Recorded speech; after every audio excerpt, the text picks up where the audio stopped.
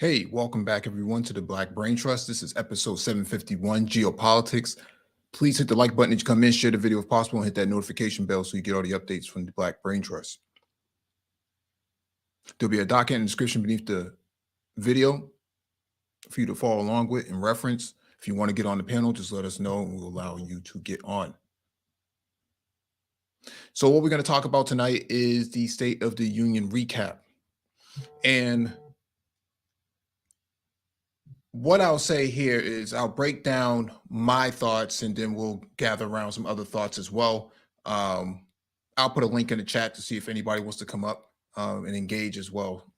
Let me drop that link down there real quick.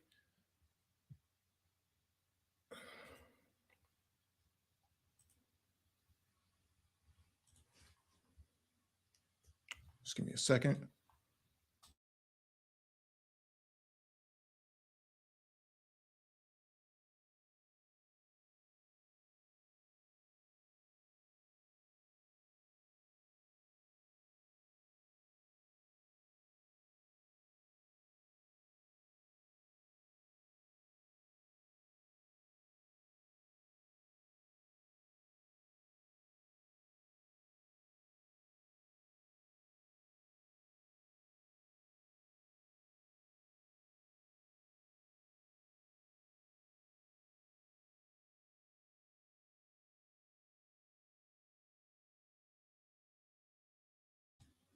All right.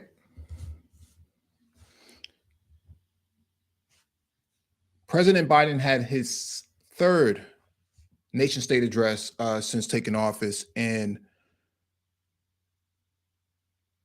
he's had to inherit a country that has been ravished by non-political thinking elected officials who left the country in tatters.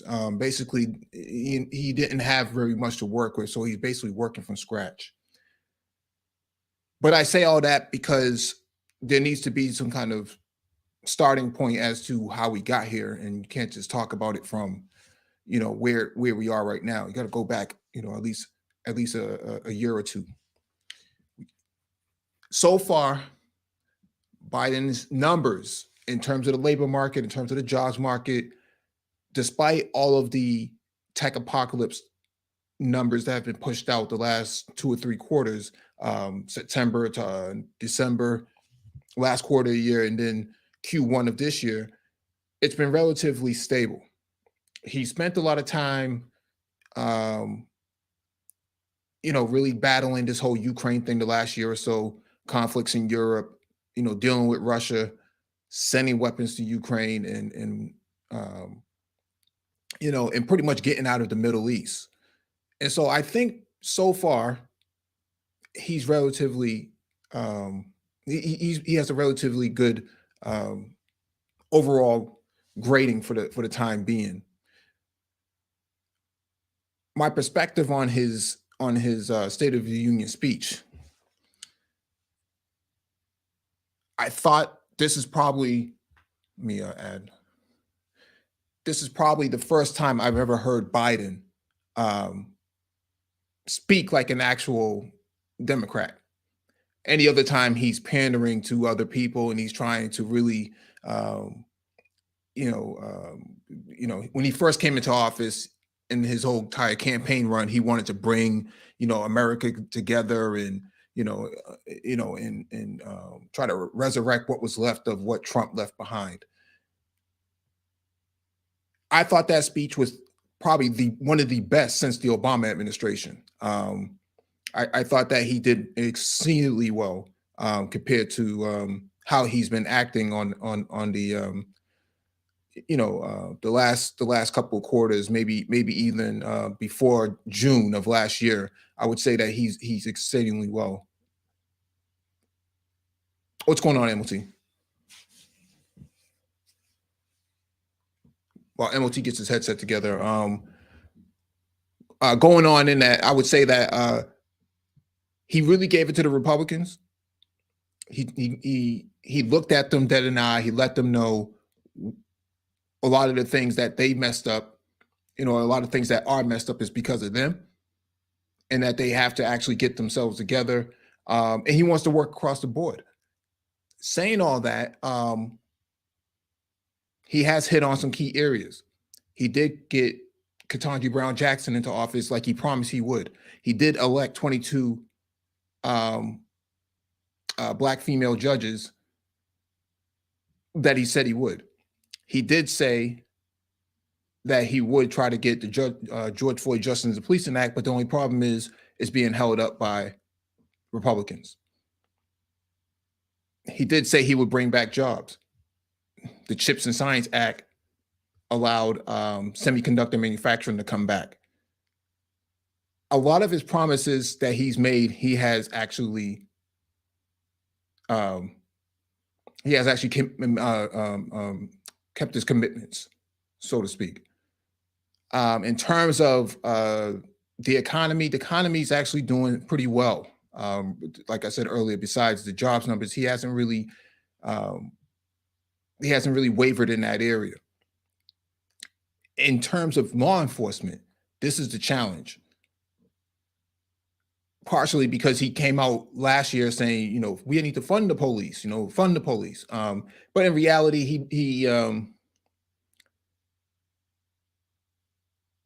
he really gave a good speech about Tyree Nichols' mother and father, and how he didn't have to have that conversation with his sons.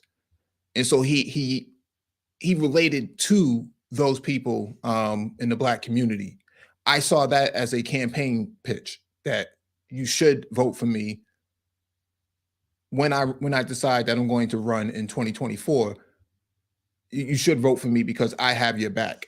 And I thought that was a very key point that he was kind of harping on, that he really understood and could actually sympathize with the families as they were grieving. And so, although he wasn't at the funeral, Kamala Harris was, the VP was. I thought it was a really strategic move to have Kamala at the funeral and then bring the family to the State of the Union. Really good thinking, really good thinking. And so,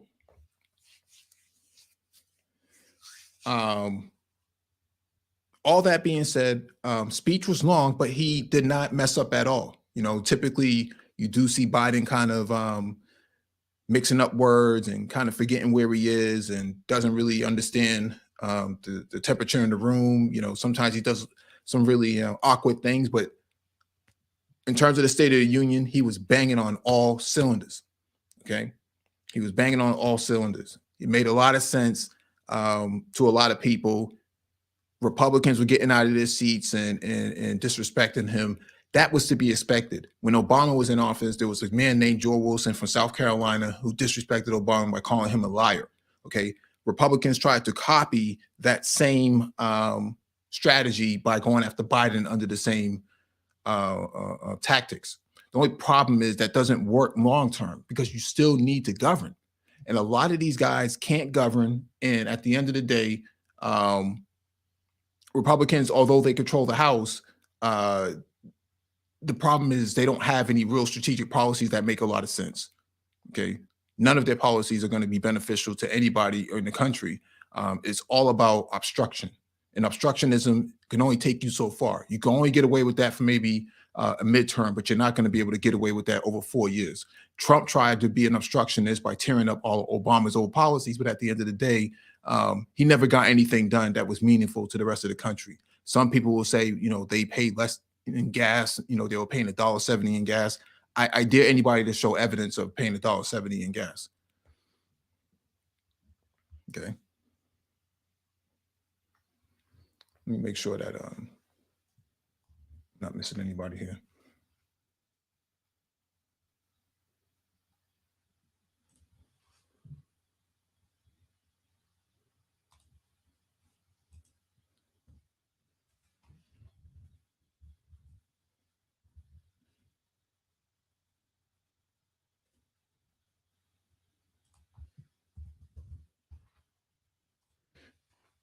Let me cover this one article here. I think it's pretty relevant as well. Let me cover this here.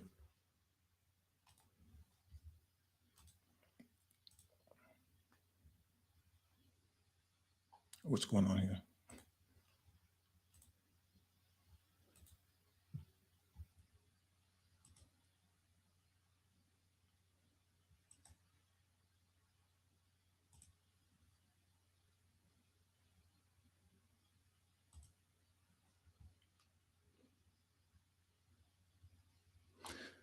All right. This is from ABC News. This is from earlier, okay, a few hours ago. Mike Pence subpoenaed by special counsel overseeing Trump probes, sources. Former Vice President Mike Pence has been subpoenaed by the special counsel overseeing probes into former President Donald Trump, according to multiple sources familiar with the matter. Sources told ABC News that the subpoena from the special counsel, Jack Smith, requests documents and testimony related to the failed attempt by Trump and his allies to overturn the 2020 election, which culminated in the deadly January 6th attack on the Capitol. The subpoena follows months of negotiations between federal prosecutors and Pence's legal team. Smith was appointed in November to oversee the investigation into Trump's potential mishandling of classified documents after leaving the presidency and obstructing the government's efforts to retrieve them, as well as separate probe into efforts by Trump and his allies on the results of the 2020 election. Will be seen as a major escalation of Smith's probe into efforts by Trump and his allies to overturn the election, and suggests that Smith's investigation has entered a more advanced stage. It's not immediately clear to what extent the former vice president might seek to invoke claims of executive privilege over the information sought by Smith, which could set up a potentially lengthy and contentious legal battle with no clear modern precedent. So, what did Pence know? Why were they trying to? Why were they looking to kill him? You know, they had a gallows set up, for Pence.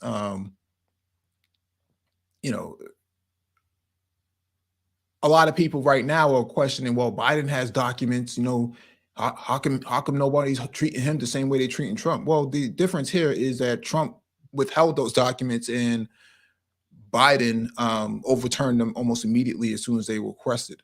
And so when we have this sort of conversation about who's holding classified documents and who knew what, Republicans have a lot to answer for right now. Why was McCarthy running around? Who was he talking to? Josh Hawley, where was he running around to? Who was he escorting around? Who gave him permission to do things like this? These are very critical questions for a party that basically colluded with overthrowing the government. And a lot of them were in attendance for the State of the Union address. I don't see how a lot of people can, align themselves with them, but, they think that this is a good strategy, that, the Republicans are, a better party than the Democrats. I don't care which way you vote, but I want to know where do your values stand? Because if your values stand on that side with them of obstruction, I don't see how you're going to get anything done, especially as a black man. It doesn't make a whole lot of sense. Why would you want to vote for a party that has no clear objective as to what they're going to do to move the country forward? Now, a lot of people will say, "Oh, I couldn't vote for Biden," MOT. Yeah, I couldn't vote for Biden because, I just can't stomach Biden. Well, I mean, there's only two people on the ticket. It's either Biden or Trump. At the time, it was either Biden or Trump. I voted Green Party. I was a registered member of the Green Party, so I voted for Howie and Angela of the Green Party. And I'm not saying who you should vote for, but I don't see how you can claim to be, a black person or a black man for that matter, and vote for a party that really doesn't serve any value to any American in this country, much less black men. What's going on, MLT? Yeah, what's going on, man? And also along with that, like, people want to maintain this type of neutrality, but there's never been a Supreme Court voted for by a neutral president that they claim, or anything else. I mean, you have to get off the sidelines and pick a side. Because trust me, they picked the side against you. When it comes time for these voter restrictions, they didn't do that from the middle. They did it from the right. and they consistently have done so. And it's kind of like you have to have this historical conversation with individuals about what is and what have been done. And it's like everything that you like and want to happen is going to happen from the left, but they've invested so much of their social capital into being in the middle that they can't really take a side because that's part of the popularity. I mean, I don't get it. So it's only an either or ticket. It's either you're standing with January 6th or you're not standing with January 6th. So that's what those people are doing over there. So. Yeah, absolutely. And I didn't even get to January 6th as a talking point, but you're absolutely right about that because half of the people on in that room were involved in the January 6th insurrection, but were the ones who were making the most noise, including Marjorie Taylor Greene. And so I just find it interesting that Sarah Huckabee Sanders gave the Republican response. Now, she's a recent gubernatorial elected official in Arkansas. Okay, she's the governor of Arkansas. Why is she giving the Republican response? Why didn't they throw Byron Donalds at them? I thought that they were trying to diversify the party. Apparently not. I mean, as a press secretary, I can kind of see that, but that speech was not good enough. I mean, we got Chat GPT now. Like, you can't have speeches like that. I mean, you got to have some type of substance of what you're going to do and how things are going to be different. And if you're just another face of the last administration with a boilerplate type of message, then it just don't fall very well. And it's like, I could guarantee you anybody in the middle listen to both of those speeches, nobody would have picked Sarah Huckabee Sanders. Nobody. No. But this is where we're at. No, and she tried to, yeah. No, and she tried to relate to, I guess, I don't know who she's relating to with the cancer story. And talking about it's Black History Month. And I'm saying these are the same people who want to ban critical race theory, but want to talk about honoring Black History Month and Martin Luther King's legacy. Really strange. They're really strange people. They're very symbolic, and their main objective is to just not govern at all. That's all of their governance. All the hallmarks of their governance is about banning everything that makes them uncomfortable. That's it. There's never anything of substance at all. But in terms of Biden, I definitely think this is the beginning of his, the State of the Union address was his pitch to the party to support him for 2024. I agree. I mean, it was a good speech, man. It was. I think that was the first Chat GPT speech, to be quite honest with you, because we know how he sounds in normal circumstances at press conferences. But at the end of the day, I mean, he had to have made a stand that was strong. And this was probably the great place to put it.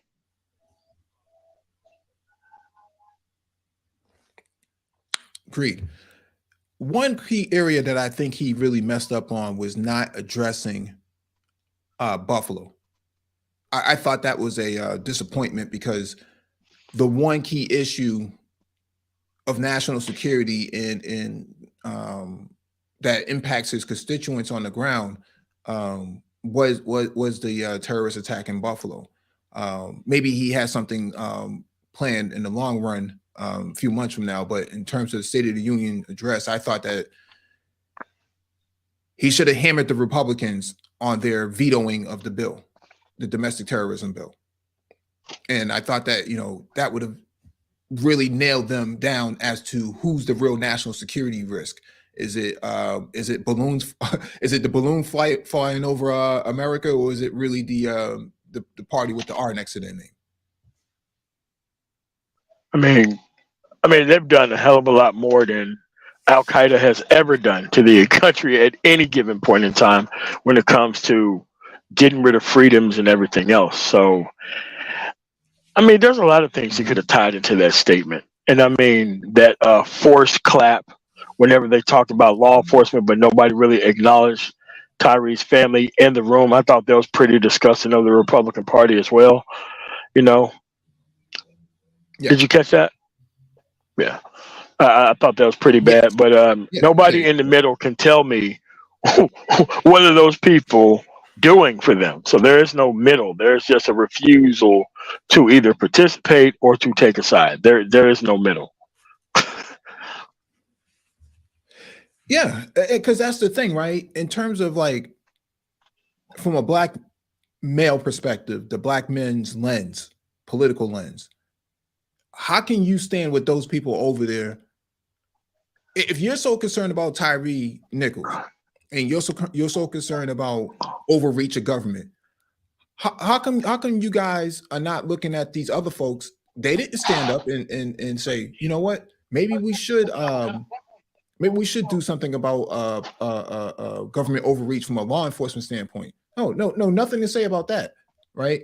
But black men standing over there with them doesn't make a whole lot of sense. John James, Byron Donalds, what's the other guy from Texas who got elected?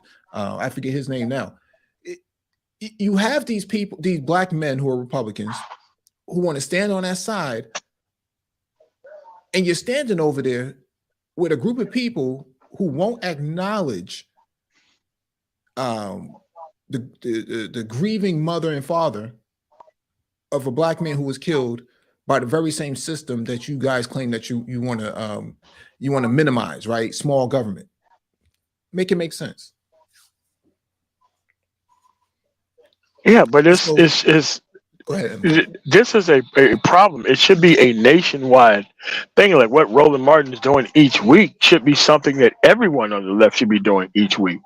Is destroying these Republicans, destroying these people who are actually on the right because they're paid to be out there, and these people are just a stalwart in front of any type of progress. Like, you shouldn't have people who are nakedly wanting to pretend like meeting with the police somehow community outreach, but when it comes to actually criticizing the police, they want us to talk about black on black crime, but never any other community on any other community crime. I mean, like, most of that stuff should be considered like hate speech or a punchable in the face, like excuse it at this point. I mean, because you just can't have people bring up all this. I mean, these are talking points from the '70s. These are not even new ways of even having conversations. They've already kicked these people off of TV before. So I don't see how this stuff is making a resurgence. I just don't understand it.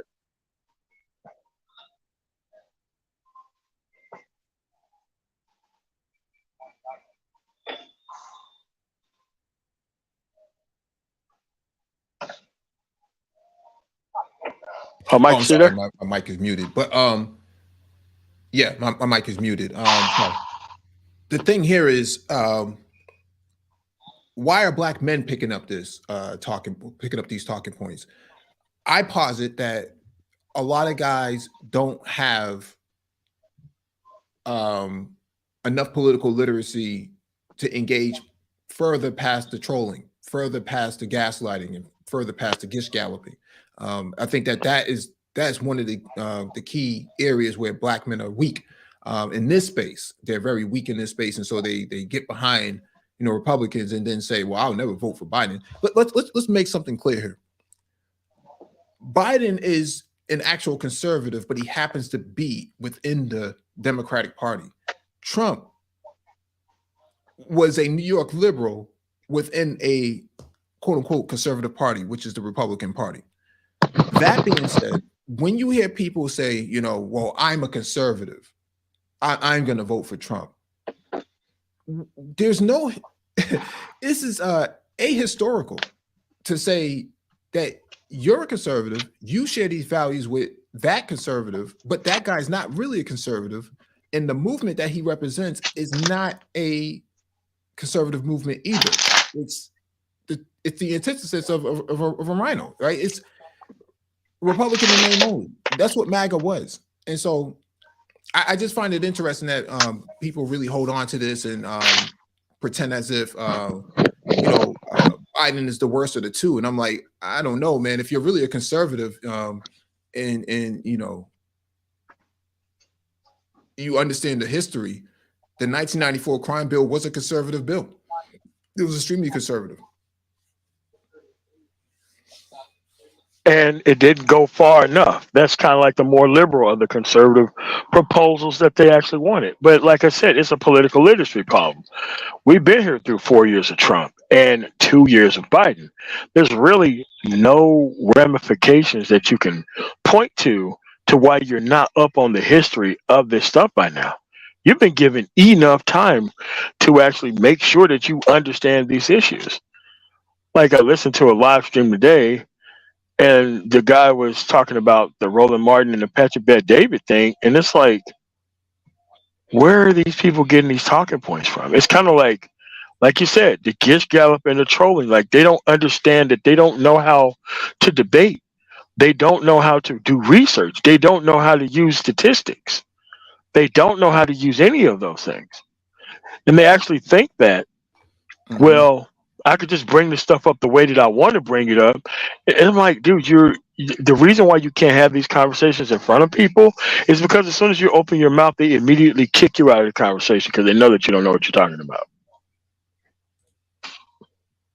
All right, so we were just talking about this whole issue. Speaking of Roland Martin, let's listen to Roland. Police brutality, police violence committed against multiple Americans, but especially African Americans. Yet our next guest, Philip Clay with the Project 21, claims that black media doesn't talk about a major issue like black on black crime. So really, I found that'd be real interesting. So he joins us right now. So Philip, glad to have you here. So how do you ascertain we don't discuss the issue of black on black crime? Well, good evening, Roland, and thanks for having me on, and congratulations on your nomination for the NAACP award. So for me personally, I'd like to take the conservative out of this and really just talk to you as a young black male. From where I sit in Indiana, which has a very high crime rate when it comes to black Americans, I don't see the same outrage and instances of black on blacks, young black teens killing black teens, as I do when I see 5 black officers beating and killing Tyree Nichols in tragedy, or in instances like you were just talking about earlier in Mississippi, or in the George Floyd instances. To me, the article that I wrote and the reason I'm on your show is because I feel that until we as a community can start to rally together and say no more, we can't progress.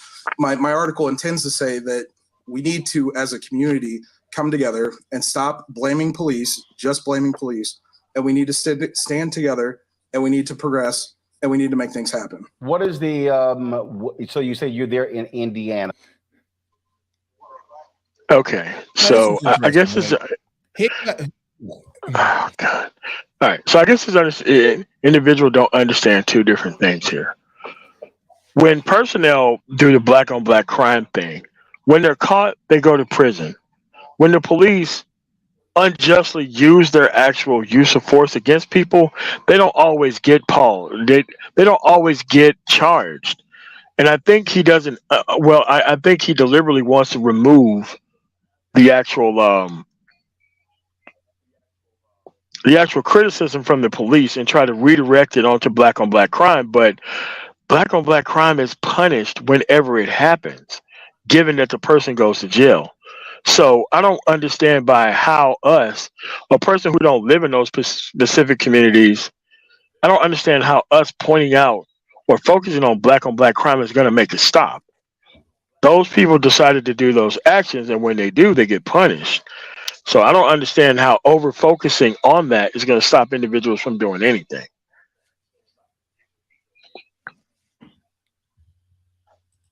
And what is the white on white crime rate in Indiana?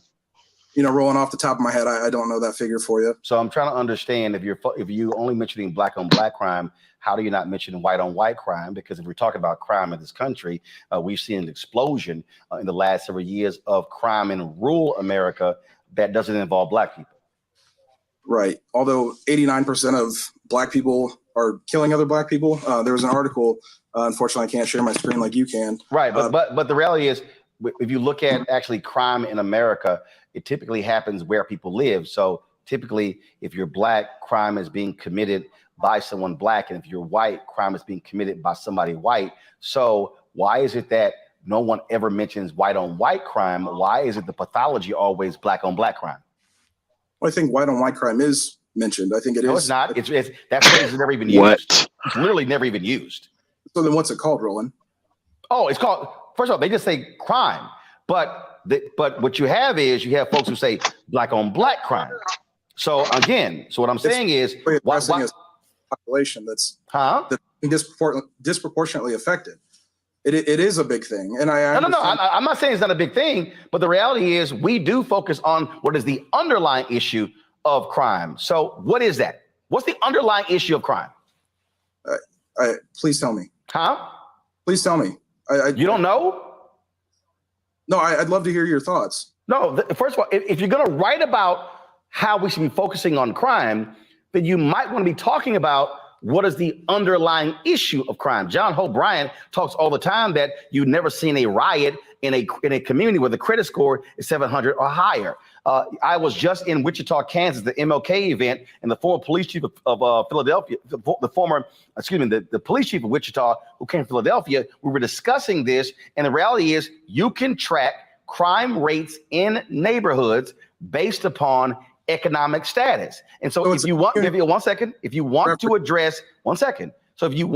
you say we don't address the issue of crime, we do, because on this show, we consistently are talking about economics. We're talking about education. We're talking about access to capital. We're talking about housing. We're talking about all of those issues. Those are the fundamental underpinnings of crime in America. Right. So I'm not sure if you. I mean, this is unbelievable, right? You write an article, you don't actually get to the root of the problem, and then you're confused as to why somebody's asking you for a reference to what it is that you're talking about. There's a lot of noise coming from you, MLT. All right. Sorry about that. I mean, another thing he tried to do is he tried to redirect his criticism onto other people. Like, you're having a conversation to have your part of the interview talked about. You don't redirect your part of the interview on the Roland and ask him what his idea. He asked you a question about the actual process. Like, oh, okay, I'm just here for what you think. What? You gotta ask your own question. Not try to David Monroe your way through this conversation, man.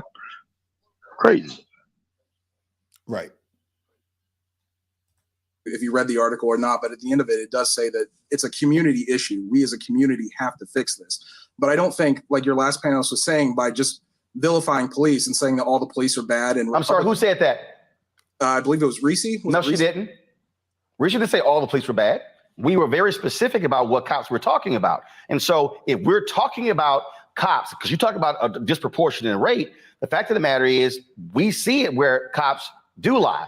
In your neighboring Chicago, there was a judge who got so sick and tired of cops lying on the witness stand that he literally reported them to the Citizens Accountability, saying, I will not allow these cops to come back in here. You have district attorneys in Prince George's County and also in Chicago. They have lists of cops who they will not let testify because they are known to lie. So why can't we hold cops accountable for also committing crimes and lying and making things up in police reports? And we will talk about what happens in the neighborhoods. Why can't we hold them accountable? They got badges and guns. No one's saying that we can't hold them accountable. And I want to make that clear. And the article doesn't say that we can't hold them accountable.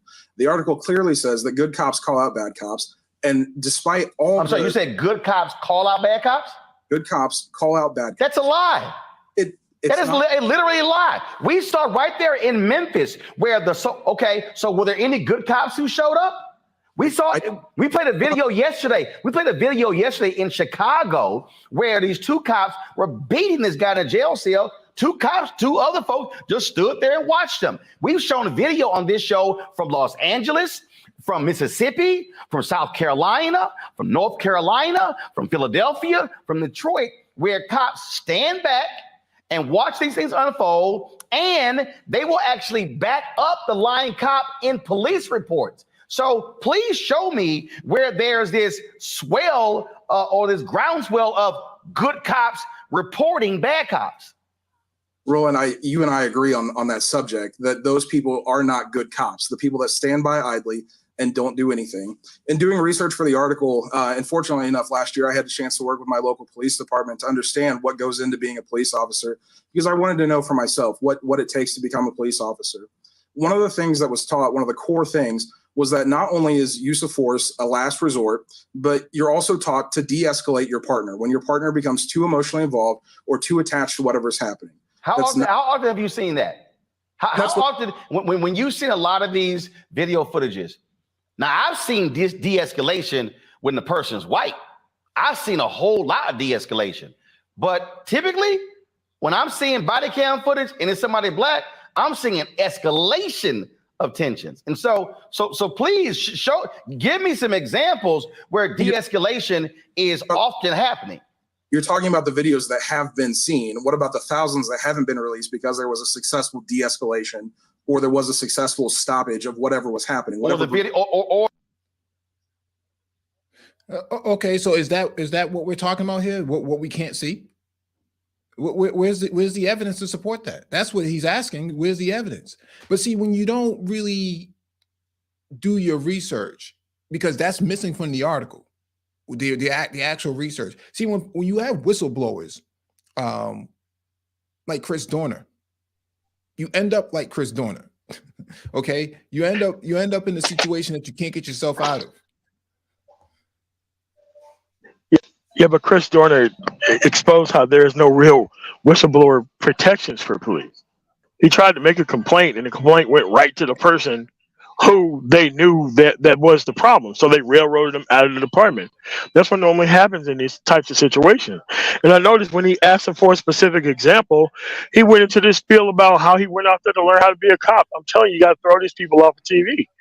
You got to throw them out of everything. You got to come at them with everything, because for some reason he couldn't give an example of a police de-escalation. We know that 5 people beat up that guy and there was no de-escalation. So he went from not being able to show any type of evidence of de-escalation and make it on to some point about him teaming up with the cops for a photo op. It's like, dude, do you have no shame about trying to do these things this way? It's crazy. Unbelievable. Or the examples where the cops didn't turn the cameras on, and where in Chicago they were breaking the antennas off of the dash cam cameras as well. I mean, again, the point here is, again, we're still talking about a fundamental problem in this country. Last year, police in America, based upon the data, Samuel Singawe, with him on the show, they killed more people in 2022 than any other point in history. We have seen a dramatic increase of police violence. We have seen insurance companies come out and say that they are going to stop insuring cities, or they're going to actually raise their rates because of the high number of police violence cases. And so I'm trying to understand, you want to talk about black on black crime as a conservative. Here's what I want to know. Where are all of the fiscal conservatives complaining about the millions upon millions and billions being spent on police settlements? That's a good question, Roland. They're not there. I guess who I don't see. Oh, it's a good question, but you didn't do your research on this. Where was the research done on that? So didn't look at the fiscal aspect, didn't look at the white on white crime numbers, didn't do your research on that. What exactly is your article about? The article is about why are black people killing each other all the time? Why are we always focused on law enforcement? Well, you know, I did a drive run with law enforcement to see what it was like to be a cop. What does that have to do with black on black crime? You know what, Mike? It's a good question. but these are age-old adages of not being able to do your research. I'm like, dude, you seek out everybody who's a part of this organization and you invite them on. You keep inviting them on. Keep talking to these conservatives. Keep proving that they are conservative and they're not organizing for any type of issue while they're over there. The only reason why they're over there is to throw away their vote and troll black people. That's the only reason why they're over there. Because over there, you don't have to learn history to be a part of the political process. Yeah, that's all it is. Yep. It's nuts. I don't see Grover Norquist. I don't see, let me tell you something. Memphis is probably going to pay $20, $30, $40 million settlement. It's likely going to be higher than the George Floyd settlement. Do you know who I have not heard a lot on this? Governor of Tennessee, the Tennessee legislature. I've not heard Republicans in that state say this is gross and it's unfair. What you do see, though, typically we'll see Democrats or you see the Black Caucus. What I'm still trying to say to you, we have on this show and in other Black media discussions about Black on Black crime. What we don't do is fall for the pathology of Fox News and other places. We talk about what creates those conditions and what must be done to change those neighborhoods. And so what I want to know is, how are you in Project 21 advancing those issues and then calling on your fellow conservatives to support those very issues? Absolutely. I've spent the past couple of days being able to do press about this issue specifically. And the thing that's come out of it, and the thing I will stick to, is we have to be transparent, both in the community and on behalf of police departments or police departments themselves. There has to be open dialogue, and police departments have to show that whatever's being accused against them, levied against them, is not true. And the good cops do have to weed out the bad cops. I understand that your thoughts on that, and you've made that point clear. But at the end of the day, there are still people that wake up every morning with their intention and their honor, and all they want to do is protect the people in the community in which they live and serve. But where are those? Why is it that when we need those good cops to show up, we don't seem to see them? And in fact, why is it? Because again, I've talked to many officers, and I've talked to Black officers, and I've had Black officers tell me the safest they are is when they got a uniform on. They say, but damn, when I don't have my uniform on, I don't trust my own department. Those are Black cops.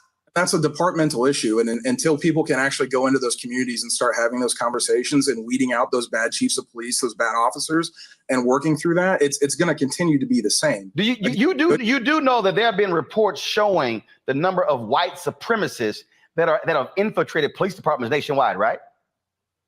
Yes. Okay. You've seen the reports, again, of message boards and various Facebook groups where you've had these racist cops making comments, things along those lines. In Chicago, there were cops who admitted, yeah, we call folks the N-word. We freely throw it around. So if you're a Black person in the Chicago community, why would you trust a racist cop? Hold on, I got to pay some bills. Philip, I asked the question, if you're in a neighborhood and you have had bad encounters with cops and you know you're dealing with racist cops in those areas, how can you trust them? I don't think you can. But I guess the question, my question back to you is, what do you do in that situation? What would you, Roland Martin, do in that situation if you can't trust the cops in your neighborhood? I'm not dealing with them because here's... Yeah, that's just not how it works. Okay, this is an interview about your article, not about what you think Roland Martin thinks or what his opinion is. No, it's about your article. They're trying to redirect it. They're trying to redirect. It's not for you to punt. Yeah. And it's like, this is what they do. They get cornered. And then they want to redirect the well, let's just see what you think. And then whenever you talk about what you think, they disagree with your actual assertion. Again, just David Monroe and that went through the conversation, rather than showing up with some type of, comments or even type of background on what they're talking about. I think it's just silly, ridiculous. Here's the deal. I lived in Chicago 6 years. Okay, I have seen examples where the cops planted evidence, where they beat confessions out of people. Chicago had to pay upwards of $40 million in reparations to a number of Black people who were beaten, who actually were electrocuted, their testicles, by Captain John Burge and those racists in the department.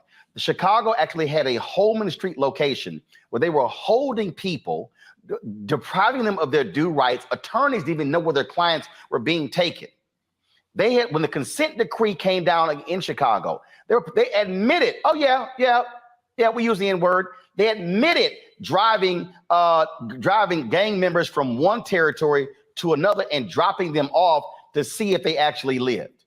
Okay, we saw again under Trump, where Sessions tried to get rid of the consent decree in Baltimore. Cleveland's been under 2 consent decrees. But again, if we're going to have a discussion about black on black crime, let's also at least say white on white crime. But let's deal with the issue of how do you address crime? You do not address crime with policing. You have to address crime in a holistic way. And unfortunately, Philip, Republicans and conservatives do not want to do that in this country. It's a matter of more jails, more police, more funding. Let's increase the funding, but not deal with the fundamental underpinning of crime in neighborhoods, which is poverty. Again, I ask if you read my article, because at the end of it, again, I do say the only way that this works is if we as a community come together and try to fix this morally bankrupt system. But why is it at the end of your article and not the beginning of your article? It's throughout, Roland. There's a lot to unpack in what happened. There's a lot to unpack in what happened in Mississippi. Or I'm sorry, not Mississippi, in Memphis. Let me go to my panel. Let's see, Reese, since he name checked you, you get the first question or comment. Yes, I actually did read the article, and I have to say, I think it's Actually, I'm going to stop it there. I don't want to go too far into this, but the point of the matter here is this: when it comes to conservatives, they never want to have an actual conversation about structural inequality, which is what happened in all of these sort of incidents where you can beat and kill people, citizens, with no due process at all, and no one's supposed to question the legitimacy of the law enforcement themselves. And so their solution, if they're fiscal conservatives, then why do they want to keep spending billions of dollars on law enforcement? Law enforcement has a bigger budget than both the CDC and the National Institute of Health combined. They have a bigger budget than both agencies. So how can we complain about having black on black crime conversations when they talk about MOT? You got a lot of noise in the background.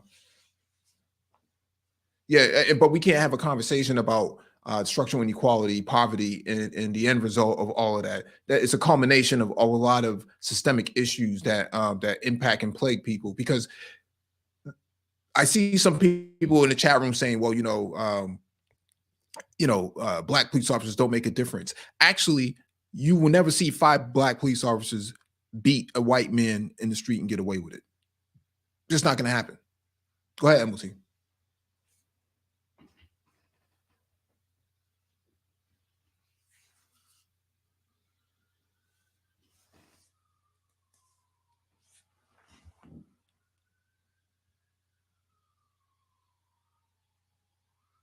MLT, if you're talking, you're muted.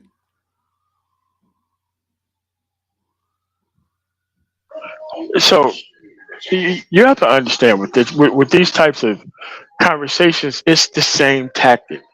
It doesn't matter who the conservative is.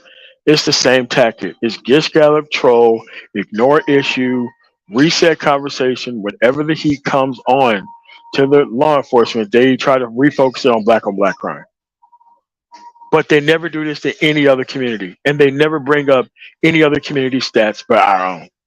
And you just got to be able to destroy these people the moment they do this stuff, because it's the same tactic. It's the same tactic. Everybody does the same tactic. Doesn't matter whether it's ABL or Brandon Tatum or this guy or most conservatives within the space. It's like they misunderstand the racism issue. They keep trying to make it look like, oh, okay, you can't do anything because of this. Like, no, we're talking about specific and particular instances. And they ignore that too. So you can't really deal with people who just are not dealing with a full deck and operating within reality. And there's no reason for this guy to be on here writing that type of article and still being so ill prepared to have the conversation outside of that. Dude, you got to do some prep work with the things that you're actually putting out. This affects people's lives, man. I just don't understand how you can go out there with good conscience, but I guess how economically compromised these people are, they'll do anything for money.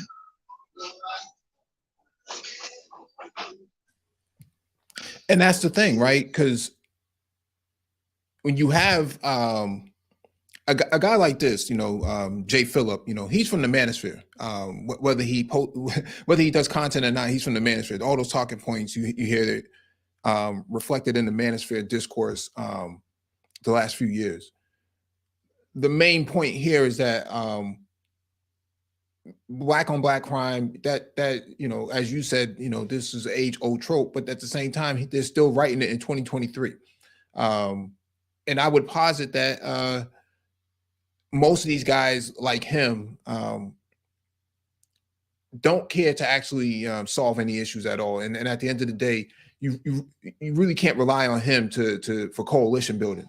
And this is why you can't really work with people who claim to be conservative or vote Republican, because this is the sort of attitude that they have. I've yet to see any of these people who say they support that party and in that position show me a bill that has been drafted that you can say has greatly benefited the black community as a whole. Yeah, but there are never any bills because they don't discuss policy. They discuss culture or try to bring the heat off of some corrupt part of the actual system itself. Or else they show up to a conversation and like with the Roland Martin and the Patrick Beck David, they show up with talking points, they get destroyed with factual information, then you prevent them with factual information, then they walk away from the conversation. When he showed, the guy like 47 million actual appraisals of actual homes, and the guy just said, that's BS. What are you talking about? It's a specific study. But these people are not equipped to have the conversation. And it's so much cowardice and dismissiveness on the other side that allows them to think that they're more right than they are. They get huge platforms for it. You look at Tim Pool or Crowder, like they're not out here solving any problems. Huge platforms, all this trolling and gish galloping all over the place. It's ridiculous.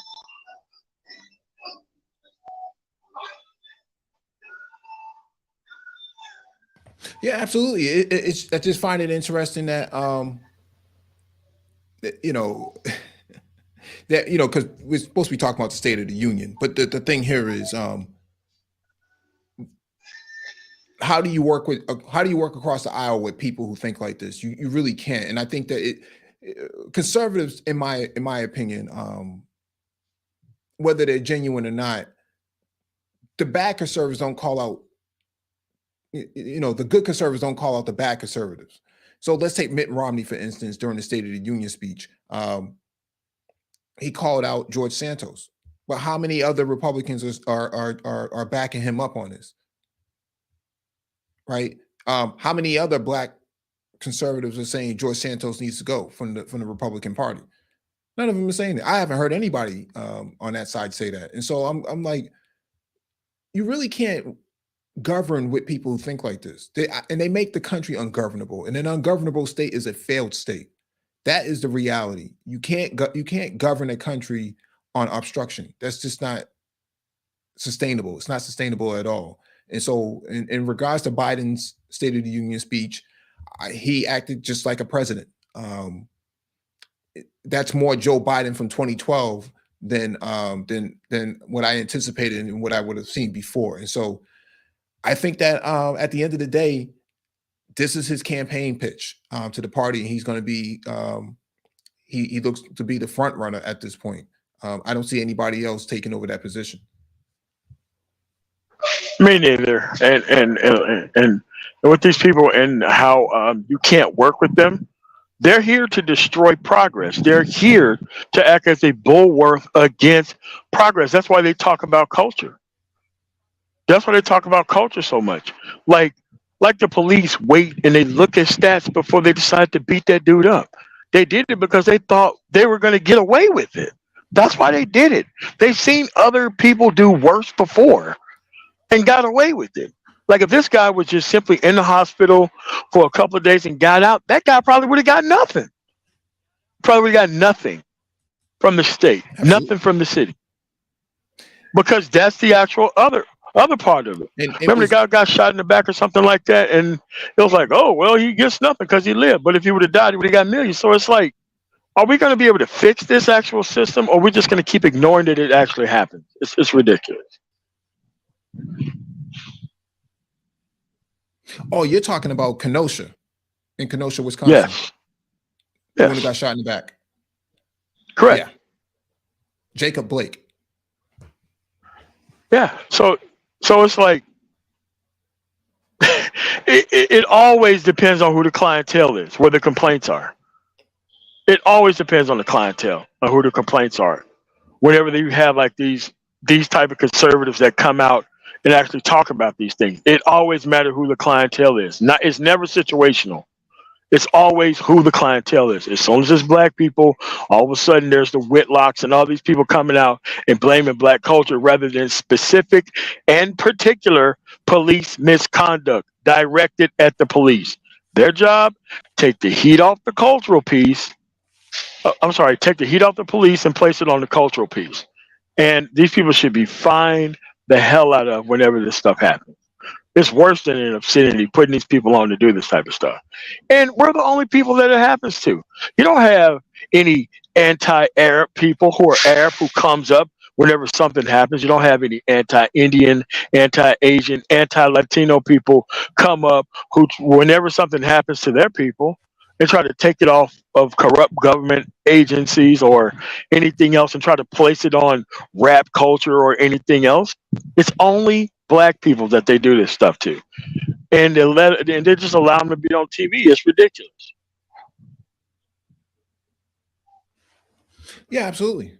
I'm looking at the chat, and Zoroyalty post. Let me highlight this post.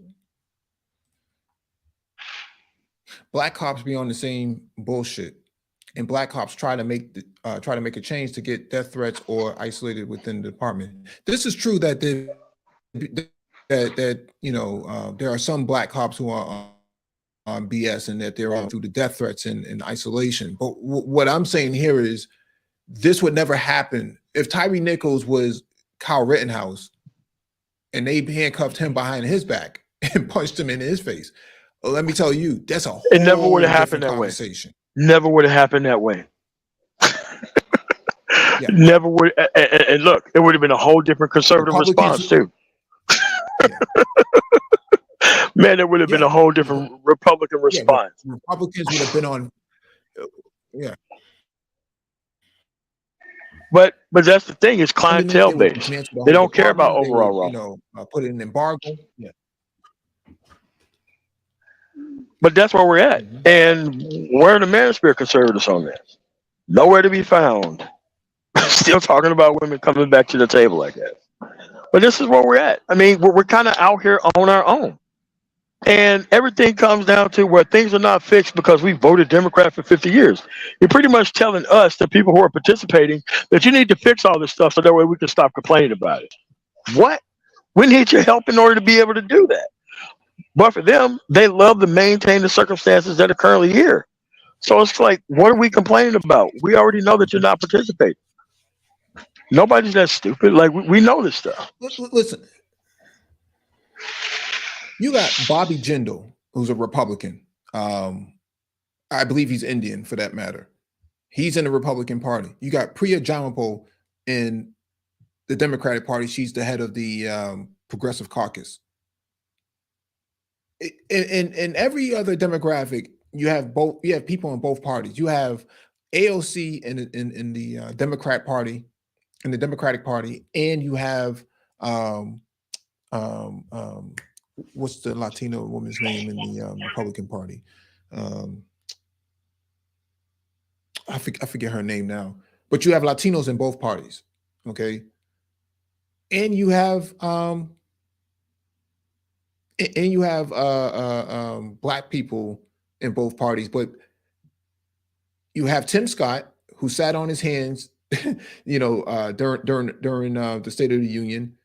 But on the opposite side, you have a lot of people in the Congressional Black Caucus who are actively pushing policy. You can't fight ineffectively when it comes to politics. It just doesn't work. And unfortunately, go ahead. And there's no galvanizing on the other side. Zero galvanizing on the other side. Everything is gish gallop trolling or just fighting ineffectively wholesale. And yes, they're over there because they don't have to be effective. They don't have to learn any history. The only thing they have to do is gish gallop, troll, and try to place things on culture or talk about bootstraps. They don't have to study anything. Anybody can roll out of bed and be this type of conservative. It requires no thought to do. None. And they do it like it's something that's so, it doesn't matter what the channel is, whether it's the black conservative perspective or whatever. Same tactics. ABL, same boilerplate tactics. It's so ridiculous that they want us to actually work with these people. It's nuts. You can't run a country that way. It's impossible. It's impossible to run a country that way. I don't know why so many guys in this space, how many people in this space want to hook, hitch their trailer up to that movement and then say, yeah, if we could, the country would be so much better if we could just get rid of Biden. But in reality, Biden is a conservative. If you look at his track record, he is a conservative.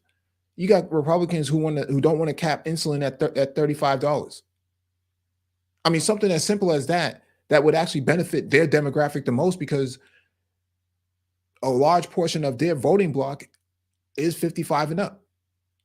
That's a large portion of their voting bloc. They would be the people that need, insulin costs to be, capped at $35, but you got them voting against it only because Democrats propose it. And they think that objecting to it then, makes it, standing up to the liberals or standing up to the left. That's just insane.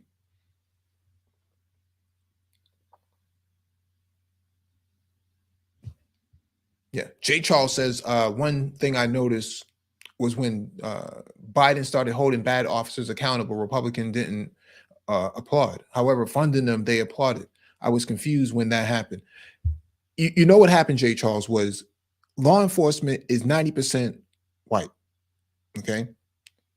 And male too, white and male. Law enforcement, as an apparatus of the state itself, creates middle class, working class and middle class economies. And when you talk about defunding it, right, or holding officers accountable, what that does is it penalizes those people, and they don't want to be penalized. Okay, they're no matter how guilty they are, they don't want to be penalized, and so they will applaud funding them, but will not applaud anything else when it comes to accountability. They don't believe in that, and so what does it really mean to be a conservative at the end of the day? No, it means obstruction. You don't want things to work and everything else. I disagree with Zoe that we are a center-right country. There's no evidence to actually prove that. What we have evidence to prove is they expect conservatives to do left-wing things, and they expect Democrats to actually do nothing. Like all these government programs that happen in all these rural areas, like there's nothing right-wing about any of that stuff. Actually, the actual middle of nowhere would collapse without the federal government and without these prisons all out there in the middle of nowhere. I mean, you can't even claim center right when it comes to farming. I mean, like none of this stuff is center right. All this stuff is based on government programs and actual legislation. Well, while those people out there, they don't lobby for the government not to work for them, but they do lobby for the government not to work for you. There's nothing right wing about that. I mean, there's something right wing about it, but those are all left wing things. Those people don't turn down government help when it comes toward their people because they think it's their government. They don't want it going to you because they don't think you deserve equal protection under the law. That has nothing to do with being center right. Those are center left things that they don't want to share with everybody else in the country. That doesn't make that center right. It makes them center left, and they don't want to share those things with everybody else.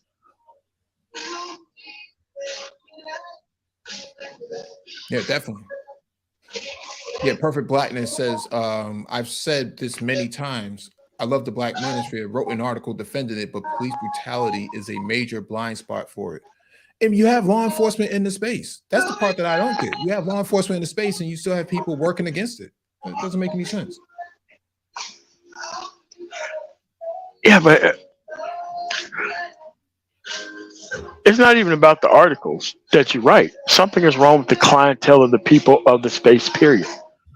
They hide behind these platforms and the numbers of people that they stir up in their own private ignorance as verification of the things that they actually think and believe. They can't survive any type of debate. They duck the type of debates. They duck those debates for a specific purpose. They're not trying to do anything.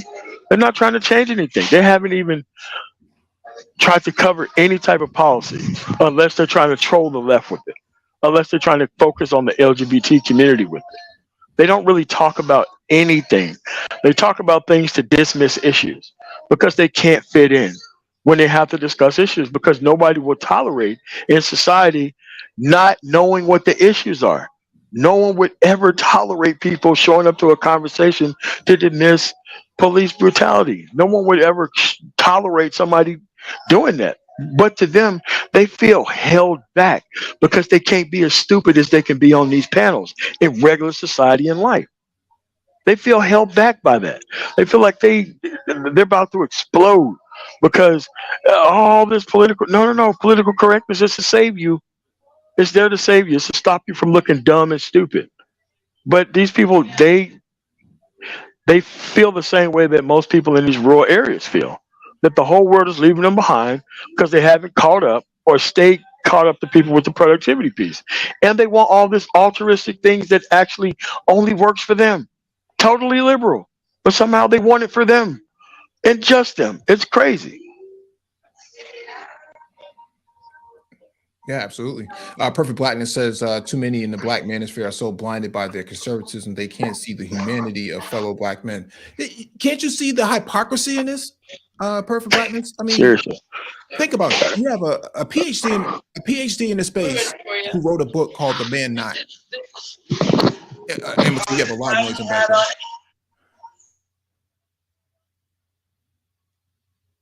Yeah, you have a PhD in the space who wrote a book called The Man Not. Okay, you have black men who don't see the humanity of other black men when it comes to law enforcement, and then you have law enforcement that's in the space too. How do you organize with people who think like this? Just think about that. How do you organize with people who think like this, politically or socially? How do you organize with them? You can't. The lack of political literacy and the lack of social organization is the hallmark of the space now. It wasn't always like this, contrary to popular belief. All right, let me address that comment in the chat by AB Media. AB Media, I haven't talked about this publicly in a while, but I will let your incredibly dumbass know what actually happened in that conversation between me and Green Gorilla. Green Gorilla called me to a debate with the Prophet of Thought series about the efficacy of PhDs in the space. When Green Gorilla and me showed up to the conversation, he tried to change the actual conversation into some buddy stuff. I'm not buddy with former criminals who used to sell poison to our communities. There's no reason for me to strike up a conversation on some buddy stuff. So he was the one who changed the conversation after trying to call me out on the Prophet of Thought series show. That's what actually happened. And that's why I screamed at him for wasting my time and I stormed off the panel. I didn't duck him. He changed the level of the conversation. You know, the guy who's talking about ghettoism and all that kind of stuff, a PhD, I don't have any reason to be wasting any kind of time with somebody on the panel who thinks those type of things. So if you think I'm ducking them, not the case. I want to come here to discuss topical and substantive things, and that guy clearly is not here for that. Education or otherwise, I have no interest in talking to dumbass gorillas. Go ahead, Mike. All right. Zoe Royalty says, let's be real. A lot of their parents and grandparents were pro-segregation. This is true. A lot, you have to understand, in the 60s, in the 50s, you can go back to the 50s. There was a national security risk in running an apartheid state against the Soviet Union. That was not sustainable, and it was very expensive to run an apartheid system. It was eventually going to crumble, and it was eventually going to erode the ability to organize your country collectively.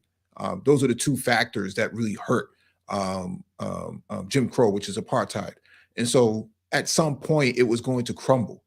Whether it crumbled in the 50s, the 60s, or the 70s, it was going to buckle. They couldn't run that system long term. It's just not feasible to run your society that way. And so you're right that that their parents and their grandparents were pro-segregation, but Constitution of the 14th Amendment, and as well as voting rights and within the amendment, made it impossible to run your country that way. It just wasn't sustainable. But I agree with you, though. Yeah, I think you addressed that. Hey, what's going on, Truth? Blaze, he says, Myra Flores in Texas. Yeah, I think it might be her. I think it might. I can't remember right now, man. I can't remember her name right now. But it doesn't matter. That the point that I was making was that there's Latinos in both parties. But the thing here is only when it comes to Black people that the Black people in the Republican Party tend not to be about policy at all. They tend to not be able to play ball on both sides. Tim Scott proposed a police reform bill that didn't get any support within his party at all, and so he only had Democrats to work with. And even then, he wasn't trying to work with Democrats because he didn't want to look like a sellout to the party. Anytime a Republican tries to work with Democrats across the board on hot button issues, boilerplate issues, they risk their tenure within the party. And so, yeah, primaries and everything else. I mean, it becomes an ad. Yeah, if you ever shake a hand or do anything with a Democrat, that's what it becomes. It becomes a campaign ad against you. And it's like, I mean, the problem is that people just don't understand this simplistic process that we are having actually a part of here. But they insistent on wanting to have these BS level conversations about nothing because their life is filled with nothing. Like, I don't have any time to be wasting on, people who don't know how to read. Why would I waste my time with people like that?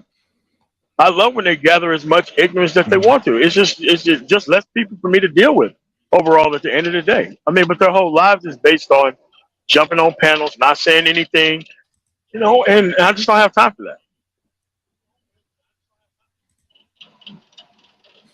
AB Media, you can join the panel. Yeah, join the panel if you can contribute, AB Media.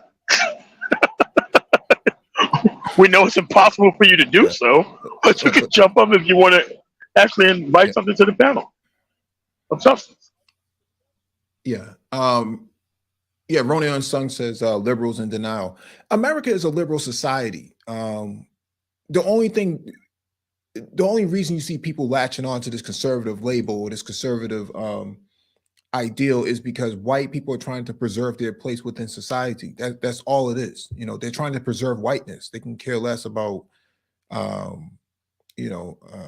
fiscal issues and whatnot. You go throughout the South and you see how much decay is within the infrastructure itself. Bridges falling apart and potholes and roads not being plowed when 2 or 3 inches of snow comes out there, no salt being dropped, just impossible ways to run your society. It's really governed like a third world country. It's kind of like Lukashenko out there in Belarus. He's been the guy.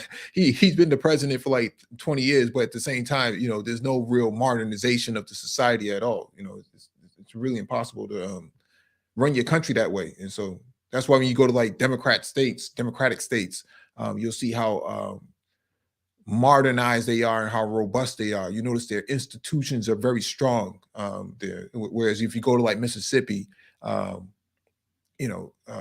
society is in decay, and the white man who runs the state itself doesn't want to even admit it at all. So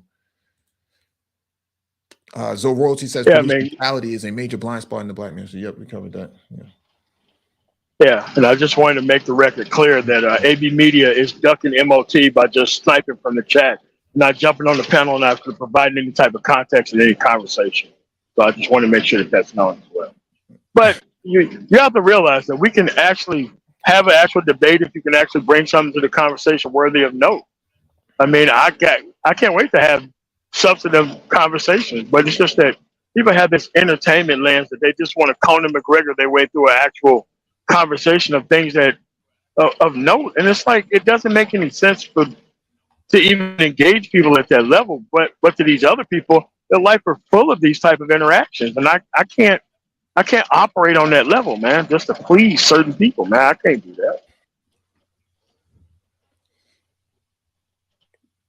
Yeah, the truth is, I know it says the GOP isn't a real political party anymore. It's an agency that works for the financial elite and corporate industries. Yeah, I would definitely say it's a yeah, it isn't a real party. It's a synthetic um it's a synthetic party.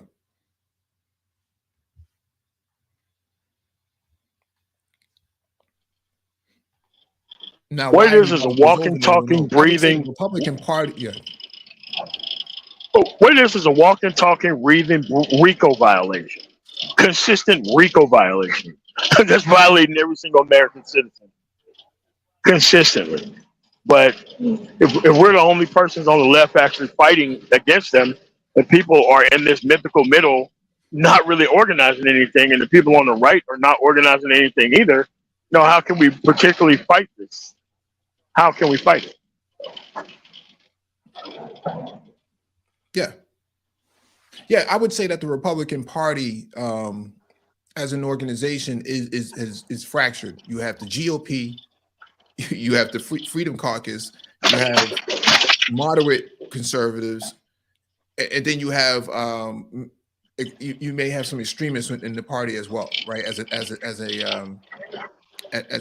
a factor, right? You probably count them on one hand, but there's still extremist elements within the party. So, and then you have the Supreme Court. For all intents and purposes, Supreme Court is a faction of the Republican Party itself, based on their track record. And so I would say the Republican Party is either 4 or 5 ways fractured.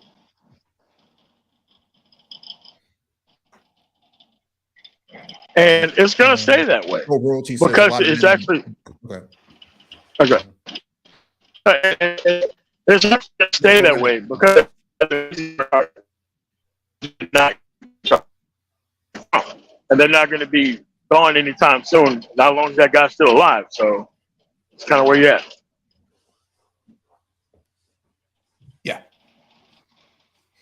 Yeah, Zoe Royalty says a lot of men in the black manosphere just want the whole thing to collapse, just like white conservative radicals want. I don't know. I think a lot of black men in the manosphere don't really understand the system, and they would like to see it collapse because they don't understand it. Right? It's like a think about a person who can't dunk. They would love for nothing more, man, to just rip down the backboard and whatnot, and just tear down the roof, man. So nobody else can play either, man. They would love for something like that, man. I think the problem in the black manosphere is that there's a lack of literacy, and I've been on record for saying that the last couple of years. From what I've gathered in my observation of these discussions on various panels, a lot of people just don't understand how the system works, and their frustration is in their ignorance. They don't really get why certain things function the way that they function, and instead of reading up on the Constitution or really understanding policy and things like that, they just reject everything.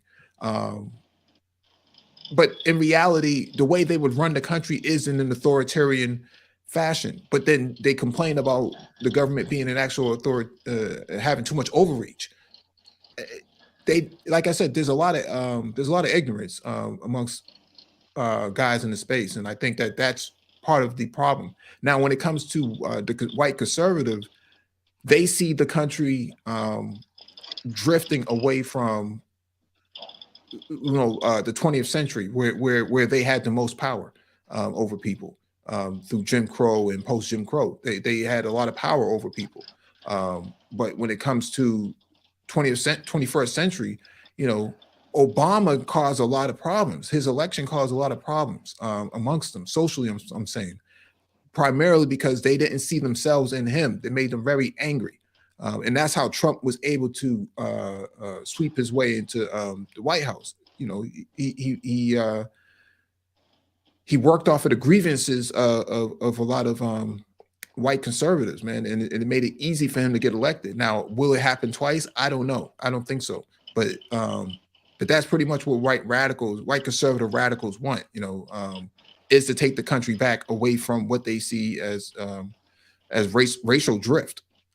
It's getting too brown. I don't like it in here, and it's too woke, right? That's what they're angry about. Black men are not really concerned about the woke factor. They just don't understand the system, and so they want to destroy it. Yeah, because destroying the system is better than understanding it and actually doing something about it. They rather destroy it or watch it be destroyed, because that way they can maintain their complacency of not having to actually be involved with anything.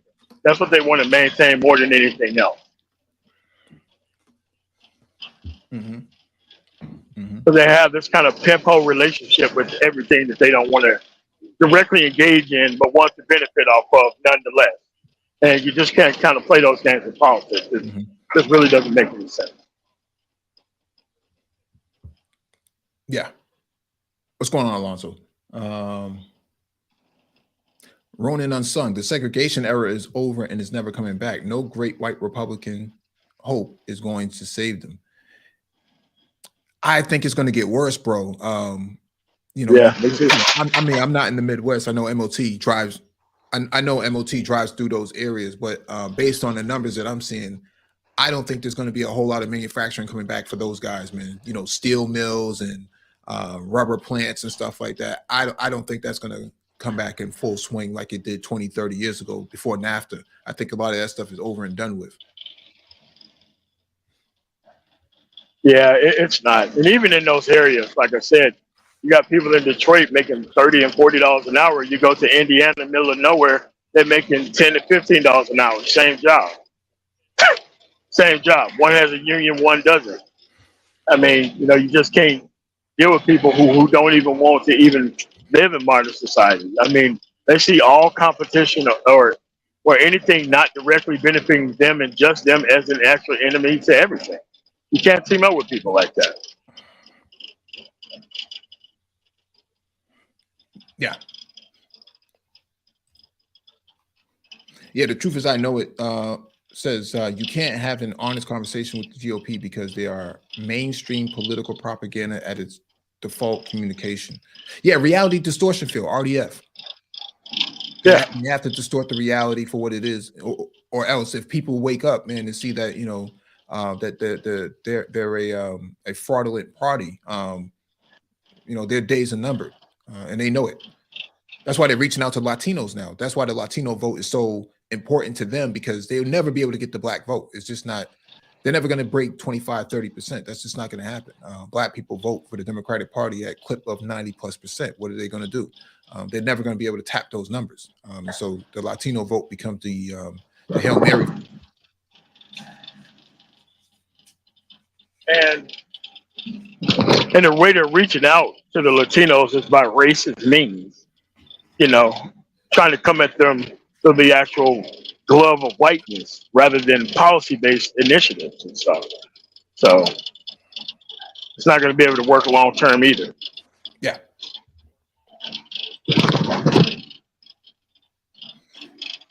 Yeah, Zoe Royalty says the poverty in the Mississippi River Valley is sad. The whole South is like that, bro. Whole South is like that. That's where I'm from, and it's getting plenty worse, and it's never going to get better. Because the people in Jackson want to run the state in an entire way that doesn't matter who they hurt. It isn't just black people that's being hurt. That's a hell of a lot of poor white areas in the South that are never being covered or discussed. That are plus 95% white. They're some of the poorest towns in America. Mm-hmm. Never be discussed. Why? Because there's white poverty. They don't cover white poverty like that. Like they try to cover black poverty. They just don't do it like that. Well, you can't sell whiteness if there's poverty involved, right? Whiteness is about prestige. It's about class. It's an aristocracy, and that's how they're able to pull people in, like the Latino vote or these new people off the boat. It's easy to pull them in because they can just sell whiteness to them. The Democrats can't sell whiteness to I mean, sell blackness to, to anyone, trying to bring them into the party. You have to sell people on progress. You have to put the social issues on the table of the day and make them see the reality of it. Student loan debt, affordable healthcare, healthcare coverage, taxation, and who's paying more taxes than the other? Is it the rich guys or is it the working class? You gotta. That's the only way the Democrats can actually sell the party to a newcomer. Republicans can only sell the fact that they're white, and that's it. That's all they can sell. I mean, now they could probably sell the fact that they're working against the woke movement and stuff like that. But the reality is, before the term woke was a thing, the only thing they could actually sell to new members of the party was the fact that they're white. That's it. I mean, it's not an effective long-term strategy, because as soon as these Asians get the requirements for college lifted, all these poor whites are going to end up in HBCUs because they're not going to have any other choice at schooling, because they're not really excelling in school like that anyway. So I think things are going to be looking up because they're going to have the cultural experience that they try to protect them from. Yeah, and I think if I remember correctly, white enrollment at HBCUs has skyrocketed, over the last few years, primarily because it's especially last decade. Affordable to them, and it's easy for, it's affordable to them, and it's easy for them to get into. And so I think like maybe 10% or more of the enrollment is white. So you're going to see more of it go out there, but they're going to get all of the African American history they can stomach. Okay, you're going to get a whole lot of that up in there while going there. Yeah. So the idea, so the idea of stopping, Go ahead, Mike. No, I was just going to say that in order, the idea of stopping, the quote unquote woke movement, man, HBCUs are woke. That is the whole purpose of them. They have a different lens and they cater to a different demographic. But if you're going to send your white children there, male and female, man, they're going to come out different than what they came in. That's all I can say. Yeah, I mean, because I just haven't met most whites who actually been to an HBCU. They get it. It's kind of like the whites who travel a lot or been in the military. They kind of get it too, unless they're specifically pandering toward a demographic of people in line to them. Yeah, they actually get it too, and they become better people. But like, if you're here, you're in a rural area, everything kind of goes your way. Any little thing that happens, you see as a threat, and it's crazy.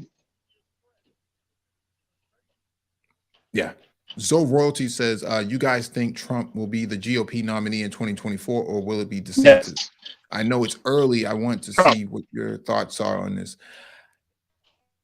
Yeah, I'm with MOT on this. I think Trump is going to be the front runner for 2024. I know DeSantis clapped back a few hours ago at Trump. We'll see what happens, man. I know DeSantis is hot in Florida, but I don't know if he can run a whole national campaign on what he's doing. Can't run a national campaign on what he's doing there. It's not legal. Yeah, I don't, because a lot of what he's trying to do in Florida is not legal across the country. You just can't. When the federal government would never tolerate some of his ideals, it won't fly. Trump, he really bent the curve of the margin, in terms of how far you can go legally without breaking the law. And that was a tightrope for him. What DeSantis is doing, man, would actually break that rope. And I don't know how far you can go with that as a campaign pitch, because this is do or die for DeSantis at this point. I don't, he's not going to run a third term, and he can't run a third term in Florida. So this is do or die for him. And it's going to be a whole different story once you see Trump and DeSantis in the same room. Trump is going to take that dude's head off. consistently. He's gonna consistently interrupt him as he's talking. He's gonna do the same thing he did to Hillary and Biden. And people are gonna forget about DeSantis once they see him in the same room together. This is why I say that Trump is the presumptive nominee. I don't see nobody beating him. I don't see anybody even challenging him really all that hard. And that's where we're gonna be at. I can't wait to see it. I can't wait to see it. It's gonna be must-see TV. I'm definitely gonna be watching them debate.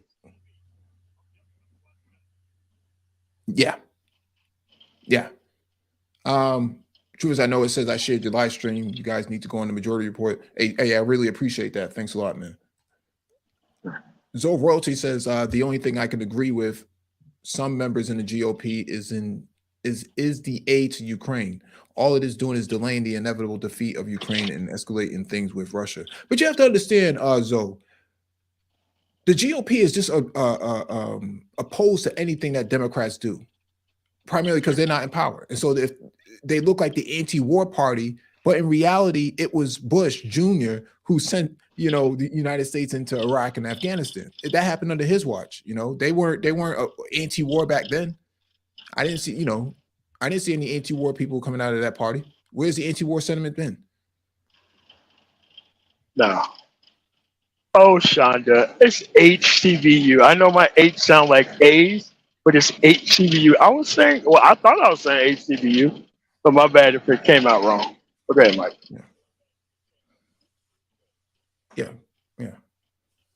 Yeah. So in terms of GOP, being opposed to sending aid to Ukraine, they can play that card because it's a functional card. It's a functional card. They can come out as if they're anti-war. See, to be anti-war is to be on the left. Anti-war movements are on the left, not on the right. And so they're just grifting on that pledge that we don't like sending aid to Ukraine. Well, you guys didn't. None of you guys that are in office now who were in office 20 years ago, none of you guys opposed the Iraq and Afghan war. So don't pretend like now you're anti-war. In fact, like John Bolton wanted more weapons sent over there right away. Like, what are you talking about? Like especially with that, it doesn't make any sense, man. Yeah, African Devil says geopolitical education is the first order of business. Absolutely. That's a fact. You can't get on the same page if everybody ain't got the same information. Yeah.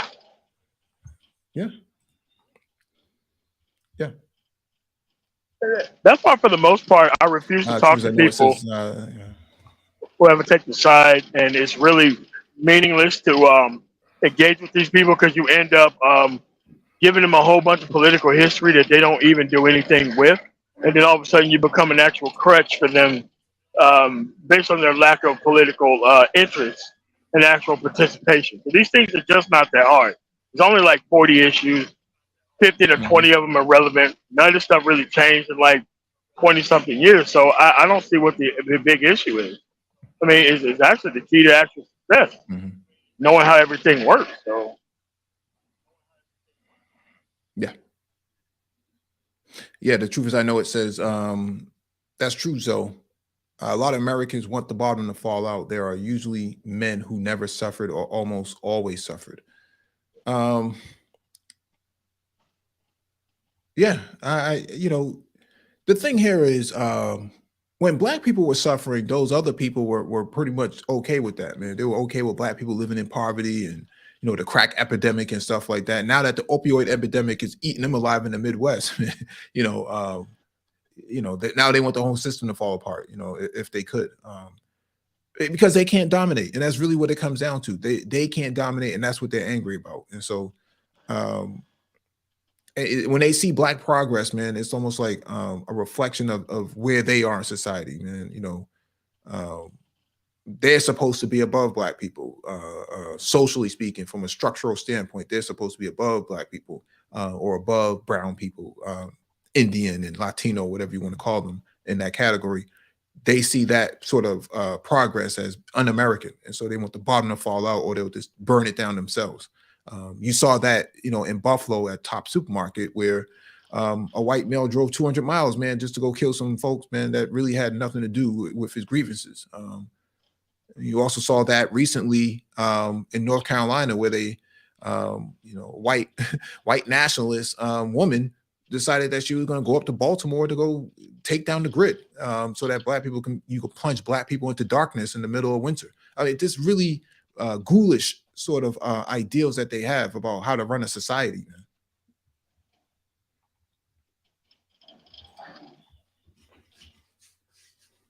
But these are the people that they want to team up with over there. Find people on both sides, right? Unbelievable, man. Yeah. Jay Charles says, I think overall more bipartisanship is needed to progressively push our nation forward. Gonna take egos. It's gonna take egos being pushed to the side. GOP aren't serving the people, only their pockets in corporations. Well, the thing here is Biden has had more bipartisan agreements in his tenure than any other president before him, or at least the last administration. He has had 300 so far. It's only 2023, when the year's not even over yet. So he's going to break a lot of records. I know a lot of people don't like him. I didn't vote for him. What I'll say here though is that he's put more black female judges on the bench than any other president before him. He has, elevated more black men, for that matter, than any other administration before him. And he's he's reduced the deficit by like $2 trillion so far, and he's only getting started in 2023. So he's broken a lot of records. The deficit don't matter. He's doing pretty well. The deficit don't matter unless you're trying to spend things on people. That's when the deficit start mattering. Yeah.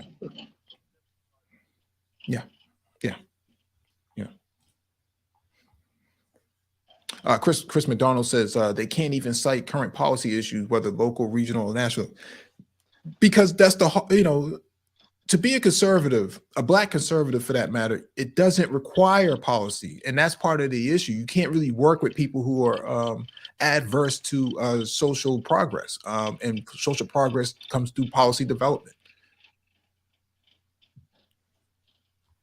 And the actual social policy that they want is just for them and for no one else in the country. There's nothing that's going to be black, male, and focused and targeted like that. It's just not going to happen. They're going to have to do it for everybody, and the people who shows up, and the people who don't. Mm-hmm. They don't want to participate, and then they want people to pander to them as if they're going to participate. It doesn't make any sense.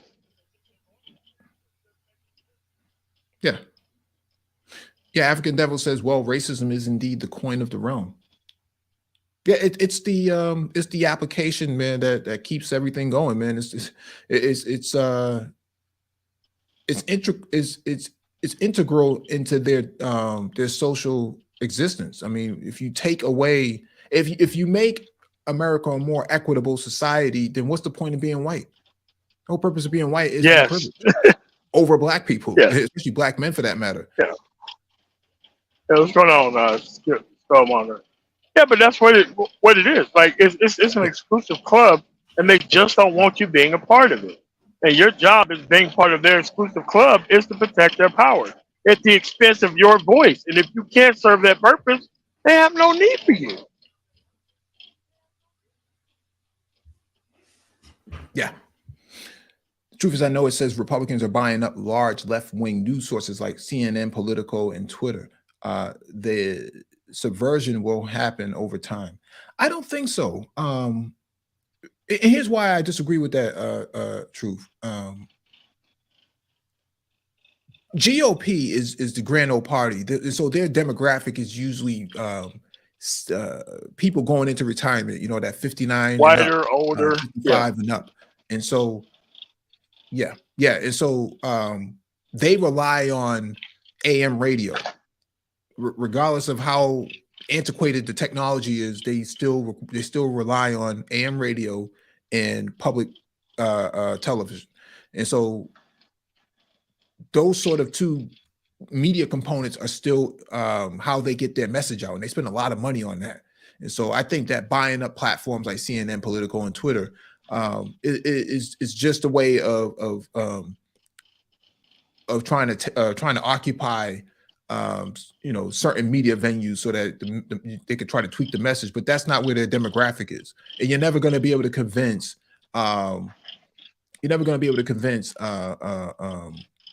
let's say the people in the Bronx to vote Republican. That's just not going to happen. You're not going to be able to convince or Queens college age kids, yeah, you're not going to be able to get college age kids on campuses to vote Republican. They vote overwhelmingly Democrat and independent if they can. And so we saw that with Bernie Sanders. A lot of Bernie Sanders supporters were young people. They are trending as socialists. They don't really identify as Democrat, and they don't identify as Republican. They identify as socialists. And so that's his demographic. And when they don't follow him anymore, once he leaves office, they'll follow AOC, or they'll follow some other young candidate that speaks their language. But in regards to the social media aspect of Twitter and Politico and those platforms like CNN, it's a fool's errand for them to run that sort of that campaign. It doesn't pull people over there. Yeah, but here's another thing. Like in another era of history, you would see the government as socialist. They did take care of those people through the Homestead Act and other land actual opportunities that they just gave to these people and gave them wealth. Like, wealth is okay if it's given to them. They just don't want people participating in it when it goes to other people. So these younger people, they want the actual deal that their parents got. The only thing is they want everybody else to have the same deal that they want to get. And that's big different for the culture to act like that. It's big different than that. And we'll tell you, your mic is breaking up a whole lot. The truth as I know it, the Democrats are bought and sold too, but at least there's a fighting chance to change the system if we had more people politically involved. This is true. You have to understand, this country is a two-party system. You're not going to be able to get around that, man. It's not a parliamentary system. It's not London. It's not Brussels, or it's not the EU. This is the way the system is designed. You have to pick a party which one you're going to organize under, and that's just the end of it.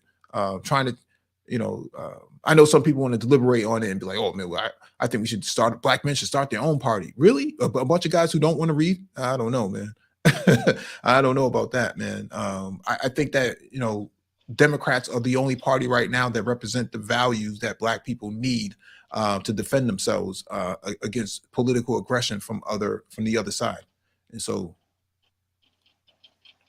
and if we're wrong, please schedule a debate to tell us how wrong we are.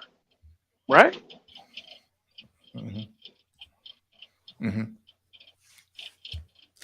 African Devil says no need to sell white poverty or mediocrity. Absolutely. That's a fact. You can't sell that. You can't sell what's this what's the actor's name in Basketball Diaries? What's that dude's name, man?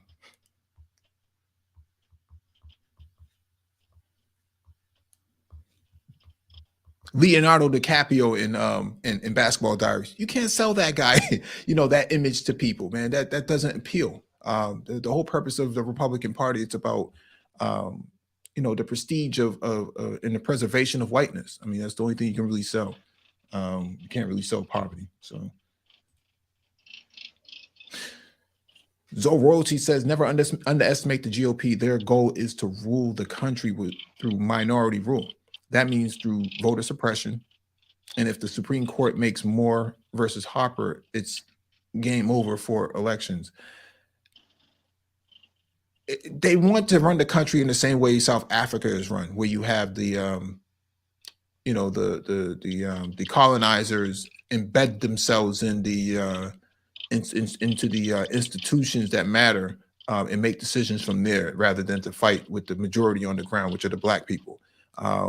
And in this country, the Supreme Court is one of those institutions where they can have lifelong tenure, or pretty much the rest of their life in tenure. and have make critical decisions that benefit their constituency, which are the rest of the white people.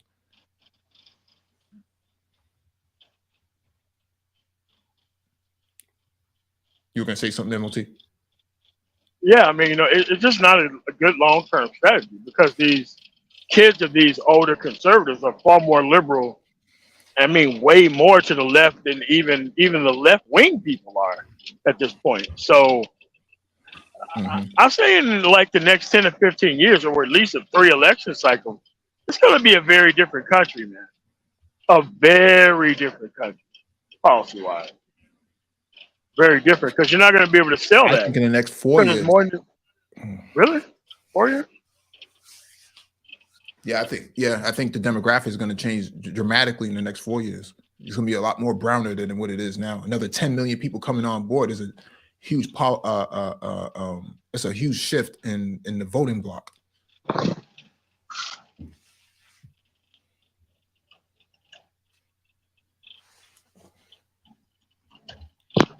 Sure would be nice if we can get some of these people who don't know anything about anything to help us.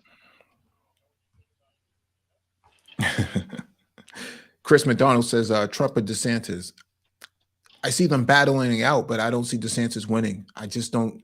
It doesn't see. I don't see like other Mitch McConnell and those guys flying to Florida, you know, to shake hands with DeSantis. I have yet to see that. I have yet to see DeSantis take a trip to South Carolina and meet with Lindsey Graham. He's only 2 hours away from Lindsey Graham. I don't see DeSantis meeting up with Kemp. He's only 2 hours from Kemp. I don't know. There's no endorsement. There's no endorsement. There's no endorsement.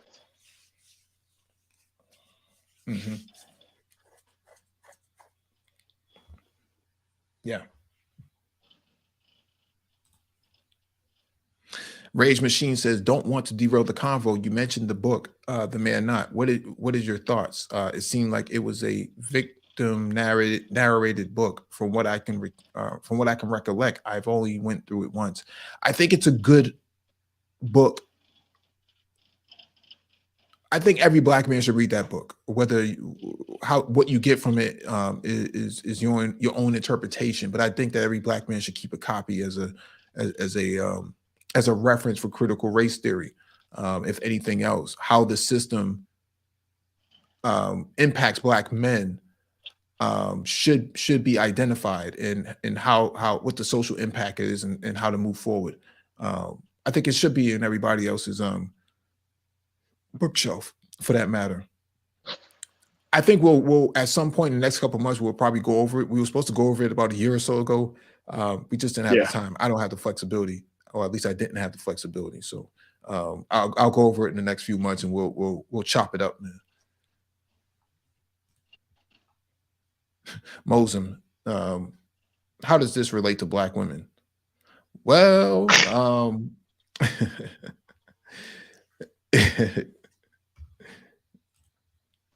Shonda H says, do you really think Trump is going to be able to run after this January 6th investigation is over? I get he's the GOP forerunner, but the insurrection he ignited, he shouldn't be allowed to run again. Just my opinion. That's what I don't understand about Biden. Why did he nail in his State of the Union speech the J6, the 1-6 investigations in Trump? He should have stuck it to him. Like, if this is a soft campaign pitch for 2024, you gotta stop punching people in the face now, man. You gotta start throwing bar stools now. I mean, they're already shouting you down from the rafters anyways by telling you you're a liar. No, you gotta start throwing punches. But see, Biden doesn't really work that way. He came in as this guy, as this candidate who was going to unite the country and all this stuff. But in reality, he's not really uniting anybody, because based on how they treated him at the State of the Union speech, calling him a liar and whatnot, I don't think you can unite with those people. I think you just got to be aggressive. But he's old, he's 80 years old, and so I understand, man. He's not going to be the same Biden that he was in 2012 when he was going after Paul Ryan. That's a different Biden from back then. He had a lot more pep in his step. This time around, he's too old. He doesn't want to get into a fight. You need somebody like a Hakeem Jeffries who's going to be willing to punch one of these dudes in the mouth as soon as they open their mouth. But that's my thing. I think that Biden should have nailed these guys on January 6th investigations. I think he should have called out Trump as a waste of administration.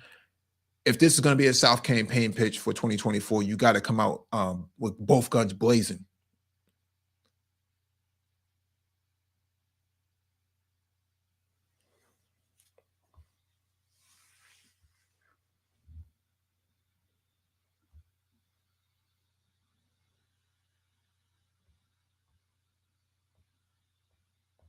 Oh, I guess MLT might be muted. But that's my thoughts on that, Shonda.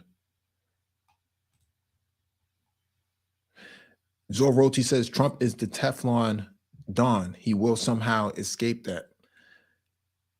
It'll be interesting to see. See, the thing here is Trump's putting Trump in jail. What are the consequences after that, right? What's the after effect, right? What happens next?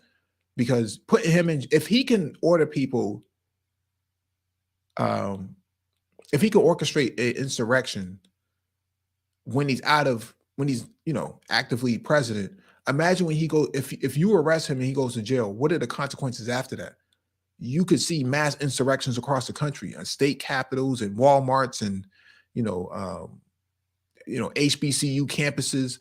I would be worried more about that than anything else. The fallout, what happens next? And so there's probably a reason why they're not going to put him in there, for that matter. So Zoroti says DeSantis is Rick Santorum 2.0. I don't know, man. He doesn't seem all that religious. He seems more. He seems to be more of a culture warrior, an elected culture warrior, and he's playing the culture war to the hilt. Rick Santorum was not so much of a culture warrior, but he was very much an evangelical. So, oh, the book is The Man Not. It's The Man Not. Let me drop it in the chat.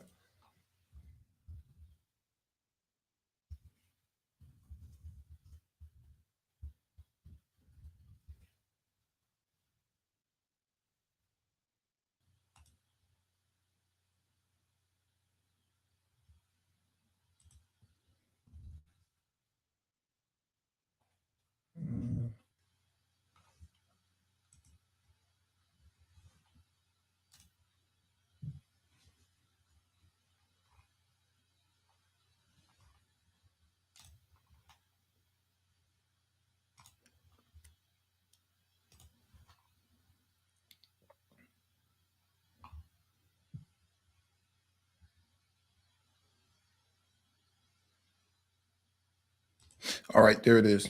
You should be able to have it now. So that's the name of the book. It's by Dr. Tommy Curry.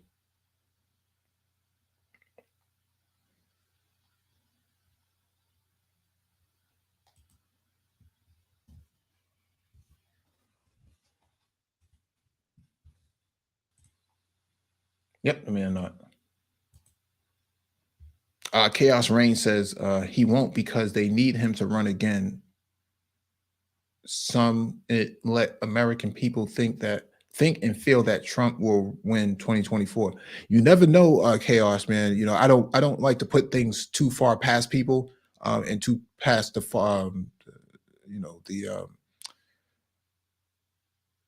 possibility of something like that happening. This guy getting reelected again, primarily because you have a very angry demographic of people who may turn out in 2024.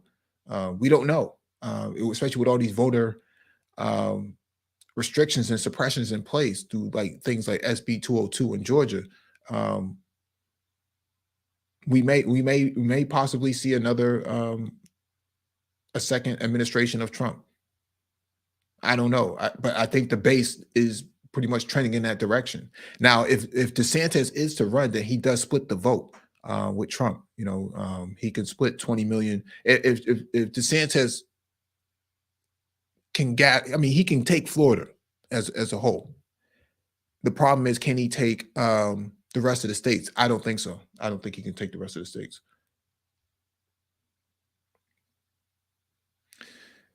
Jay Charles asked the question, do you have good suggestions regarding political books that one should read?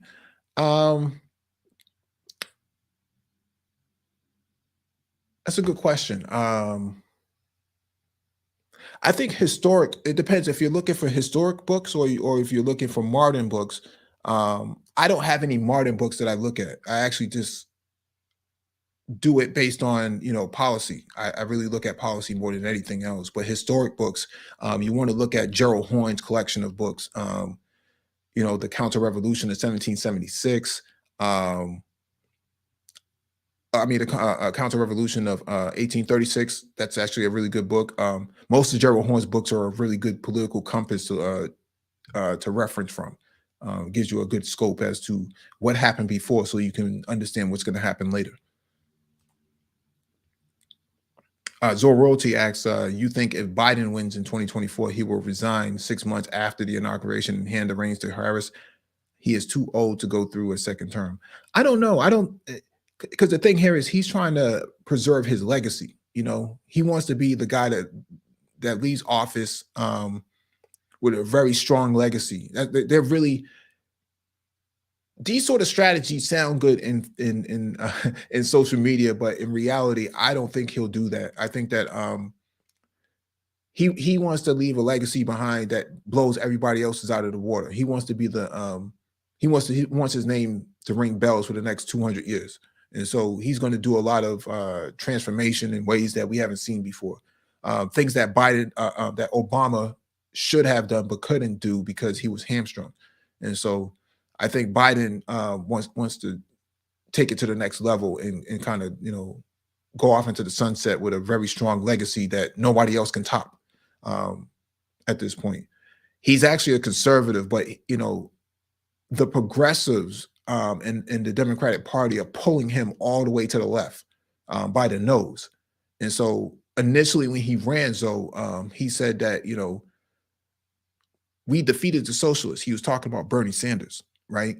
That didn't sit well with a lot of people within the party itself. And so he has to make up for all of his gaffes that he made prior to taking office. He has to make up for all of that. A lot of people will hang the 1994 crime bill over his head, but at the same time, a lot of those laws have been overturned. And so he has to make up for all the things that he did before. He doesn't want to leave office with a more broken than what it was when he came in. He wants to be the game changer up in there, so to speak. So I don't think he'll do it. Is it possible that he could do it? He could, but I don't think he would. And I don't think Kamala wants to be the president either. I think that she wants to get out of office as soon as possible. She's a little bit tired of riding that train at this point. I don't think she wants to be president at all. That requires a lot of ego, and I don't think that even a black woman such as her, despite what these people in this space say about the gynocracy and the matriarchy, I don't think she wants anything to do with that level of scrutiny at all. So Zoe Royalty says, I agree, Mike V. Put Trump in prison will lead to a low-level insurgency in this country that could spiral out of control. These white boys will, with their guns and itching and use them. Well, it's not just the guns I'm worried about. It's more about Penske trucks pulling up at HBCUs and blowing things out of proportion. Okay, literally speaking, right? You may see a lot more than that too. We don't know. Technology has changed drastically. You could see cyber warfare attacks against institutions and well, actually, let me read this article here. This is actually relevant to what you're saying.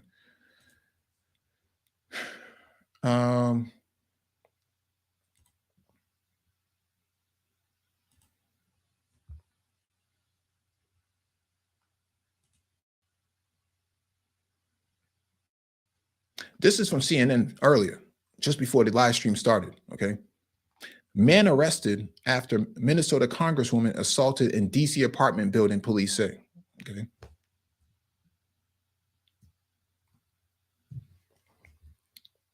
Police have arrested and charged a man in connection with assault on Rep. Angie Craig, who was attacked in the elevator of her apartment building in Washington, D.C. Thursday morning. The D.C. Metropolitan Police Department said in a news release, quote, on Thursday, February 9th, 2023, as a result of the detective's investigation, 26-year-old Kendrick Hamlin, aka Kendrick Khalil Hamlin, of no fixed address, was arrested and charged with simple assault, the release stated. It was not immediately clear whether Hamlin has legal representation.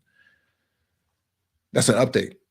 The incident occurred around 7:10 a.m. and, quote, when the victim defended themselves, the suspect fled the scene, according to police. The Minnesota Congresswoman Chief of Staff, Nick Cole, said in a statement earlier Thursday that Rep. Craig defended herself from the attacker and suffered bruising, but is otherwise physically okay. I think you're going to see a lot more of these sort of attacks on elected officials, on House members and things like that. Now, I'm not saying that this was a right-wing attack, but I'm saying you're seeing a lot more aggressive incidents taking place, primarily because we're in a very strange climate right now where people are taking matters into their own hands. Okay.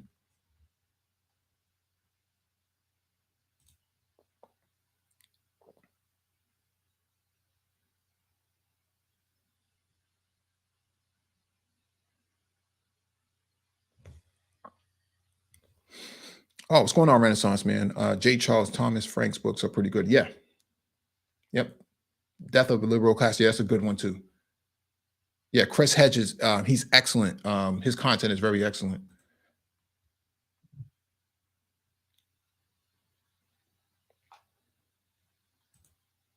Hey, what's going on, DC? Yo, if you want to come up, man, I think the link is in the chat. If not, somebody, let me see if I can post it in there.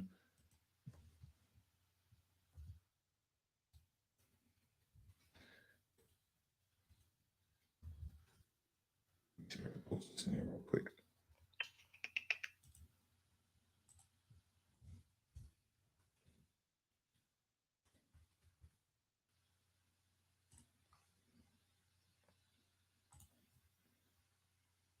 Shonda H says, at Mike V, have you read Will America Survive to 2025? Suicide of a Superpower by Pat Buchanan. No, I haven't. I haven't read that one yet. I think I have it in my wish list, but I haven't gotten to that, man. I got like 100 books I need to go through this year. But that I'll add that. I'll add that as a priority, just because you say so.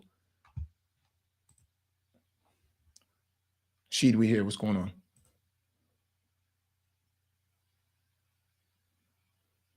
Judge Zill, what's going on? Zoroti says, if Dems win in 2024, we may actually see these white radicals wage a low-level insurgency. 2024 is their last chance. I don't know if it's their last chance, but I do think that they're just going to take their frustrations out. After the Buffalo shooter last year, the Buffalo shooter at Top Supermarket, they actually caught a guy coming from New Hampshire coming to Boston who wanted to shoot up a black church. Okay. And you have Republicans who voted against the domestic terrorism bill. And so these are the sort of things that we have to keep in mind, that you had HBCU bomb threats all throughout 2022 after the January 6th hearings took place.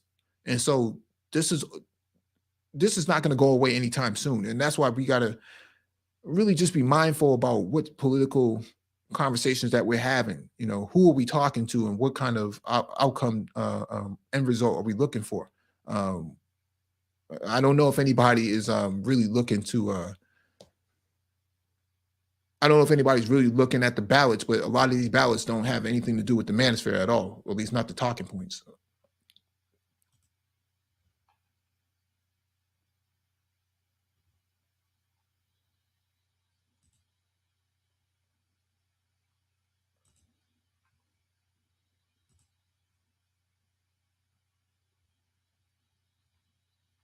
Yeah.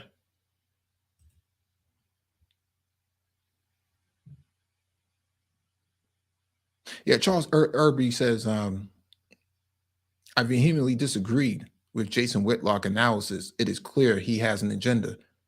Yeah, he wants to be the Tucker Carlson of the Black community, man.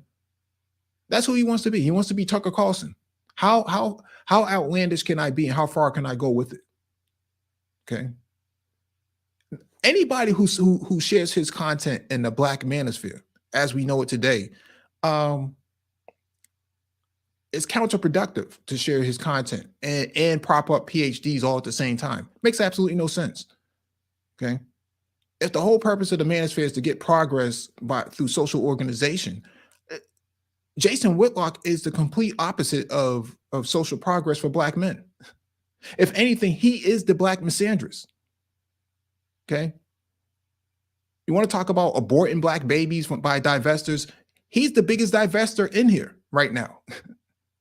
Hands down, like 630, man. That dude is the biggest divester. How can anybody align themselves with this guy? I just don't know.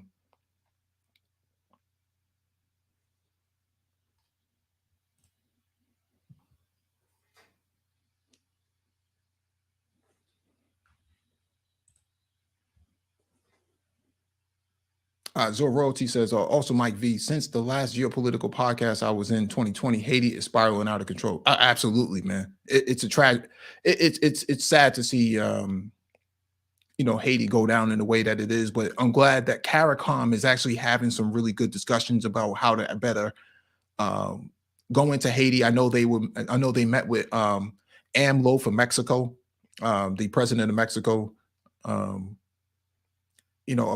what to do about Haiti outside of the United States. The United States did not like that at all. They didn't like the idea of all these discussions with Latin America and the Caribbean not involving the United States. But it's too bad, man. That's the way the political climate is moving right now. The left in Latin America and the Caribbean is strong right now, and so they're making decisions without the United States involvement, and they don't need to. And that's going to be the way that it is going forward. And so I think that you're going to see some stability come out of Haiti probably in the next year or so. It's based on the last thing I was reading earlier this week. They're trying to create a Caribbean NATO, Zor Royalty. So that's something that I want to cover next week, the Caribbean NATO. Barbados, Jamaica, Trinidad, I think Antigua, Guyana, I think it's like 7 or 8 countries in the Caribbean forming a military bloc. Very interesting. We'll cover it next week.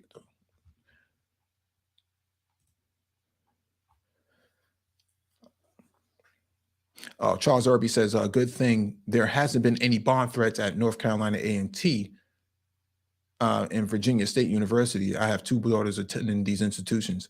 Man, listen, I don't know why the Biden administration isn't taking this a lot more seriously. I thought they should have provided some resources from DHS, from Department of Homeland Security, to shore up basic levels of threat deterrence, which is what DHS does, right? Threat deterrence. So why haven't we put high quality cameras on campus, shot spotters, better locking mechanisms on doors and whatnot, badge access, electronic badge access for students. So you don't have, anybody having access to the facilities and whatnot. These are very basic security measures that should be taken into consideration at all HBCUs, especially with all the threats that's coming down. And this is something that the administration can do unilaterally. They don't need to pass any bills on this. They can take action on their own. And they have the money to do it. I don't know. I don't know what's going on with that. Sean Day says, apparently, it's apparent Whitlock has an agenda outside of his views. His demeanor gives off he has an agenda. Just my analysis, he has been exposed for what he's really talking about. Absolutely. Absolutely.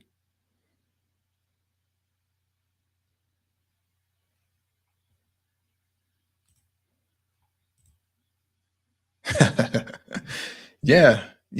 Maybe millennials, but Yeah, definitely not us Gen Xers, man. We know what time it is.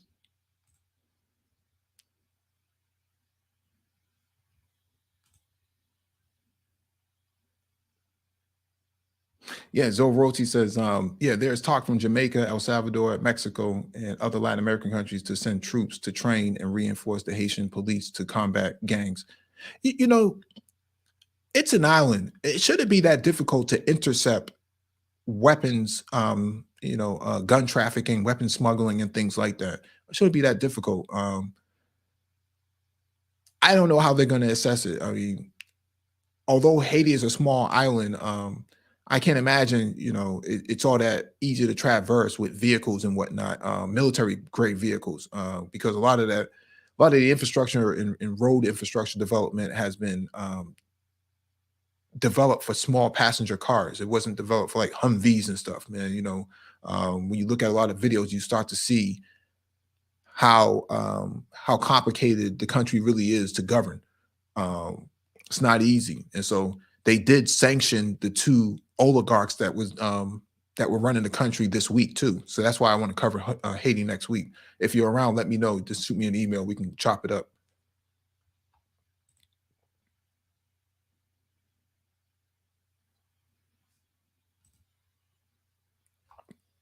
Zorroti says they never take white domestic terrorism seriously. They fear stirring the hornet's nest. Also, federal law enforcement is filled with white conservative who share the same views with these radicals. Yeah, they've infiltrated law enforcement. The FBI put out a dossier, I think, during the Trump administration, that the biggest threat to national security is actually your white extremists. And so, as a response to that and a counterbalance, Trump decided, he wanted to go after Black Lives Matter. He used all the weapons he could, all the resources he could to try to take down BLM. Meanwhile, he was organizing his guys on the ground with Steve Bannon to overthrow the electoral certification process. Okay, so that's where we are with this. And it's not just white, right? It's not just white conservatives. There's some POC, some people of color in these movements too. We saw that with the Proud Boys, right? Who was running the Proud Boys? It wasn't a white boy. It was actually a real brown skinned cat. So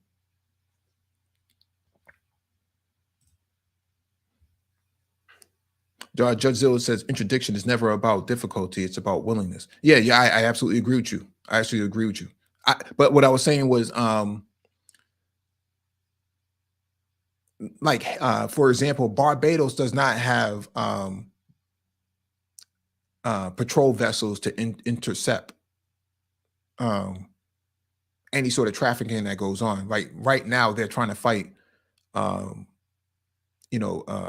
drug trafficking epidemic that's happening now. They didn't have these problems before, but they're having it now, and so they lack the vessels to intercept them as they come in. We'll see what happens. They made some deals with China the last few weeks. They've been training their military in China.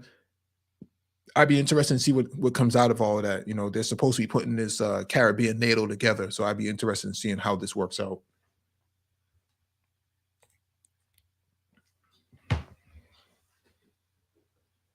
Oh, Shonda is just saying, great comment on Haiti. I pray they get some civil rest and political stability soon. Haitians deserve better, but the unrest has been brewing since 2019.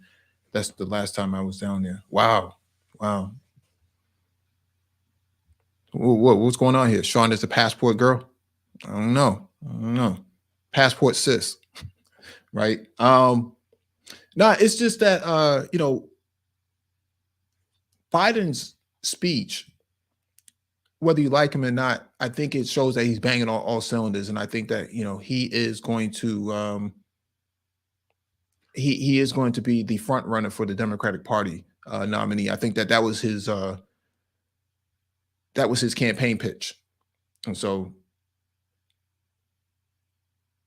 do I. Zovroti said something earlier about he made this sort of comment about China that was really awkward. Yeah, you're going to get a lot of awkward moments, but that was the only awkward moment there was times when Trump was saying things that we were looking like, what is this guy talking about, right? And so I just find it interesting that you compare the two, and you start to see who's more presidential and who's not. And what you got from Biden was somebody who was who had a more long-term plan, whereas with the last administration, you didn't really know where these people were going. And so it is what it is, man. I think that, you know, going forward, I think that this is going to be this is the beginning of hitting the campaign trail and start hitting these swing states. I think he was in Wisconsin the other day, yesterday for that matter. I think he was in Wisconsin. So I think they're gonna start crisscrossing the United States now. Start hitting all these swing states.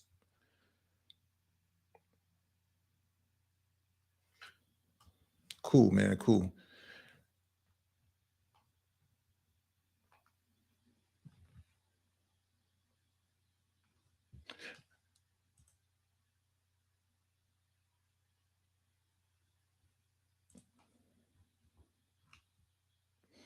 All right. I don't see Jay Sean coming up here, man. I thought Jay Sean was going to come up tonight, but oh, what's this?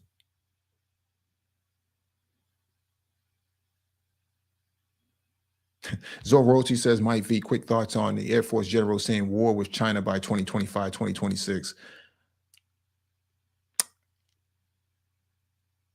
I don't know if they'll get into a war. I think you're going to start to see a lot more proxy fighting going on.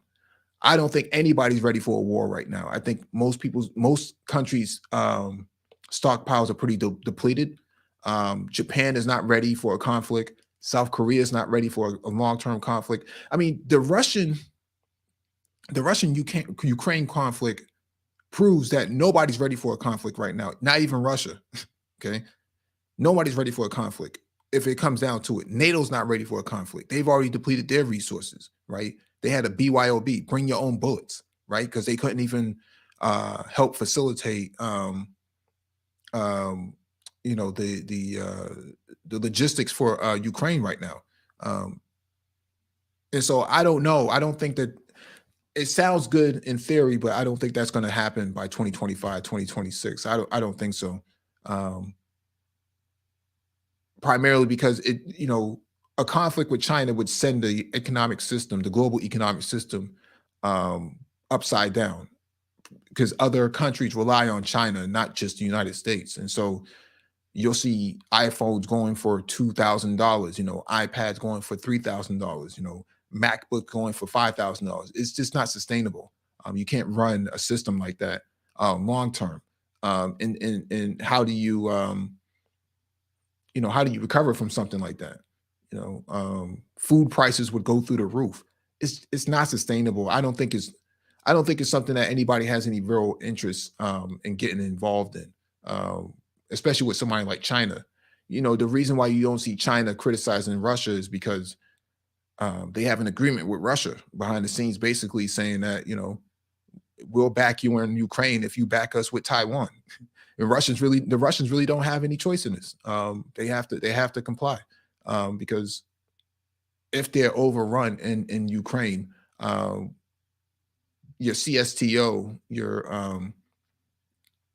your Collective Security Treaty Organization, which is their response to NATO, they would also have to get involved because they can't afford to have Russia getting run over by Ukrainian forces, because they're not going to stop by pushing Russia to Crimea. They're going to push Russia all the way back into their interior borders.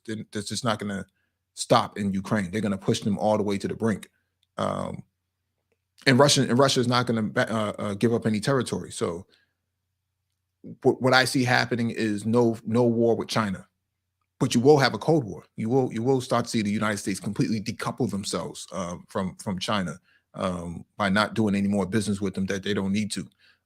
Russia's trade right now with the United States is 16%, and it's going to be less by 2025. I think it's supposed to be 8 to 6% by 2025. That means they're decoupling from them.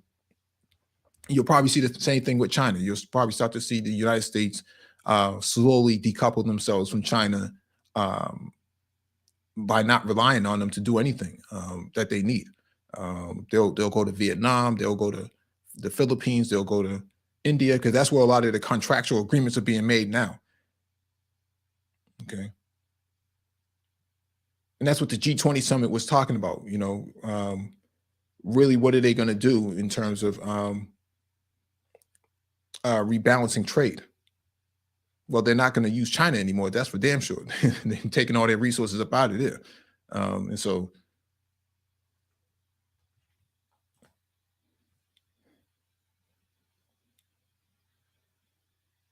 hey, good for you, Shonda. Good for you. Passport sis, laughed my ass off. I've been doing medical mission work in Haiti since 2012. Prayerfully, I get to go back in the near future. Hey, good for you, man. It's good that you're doing it.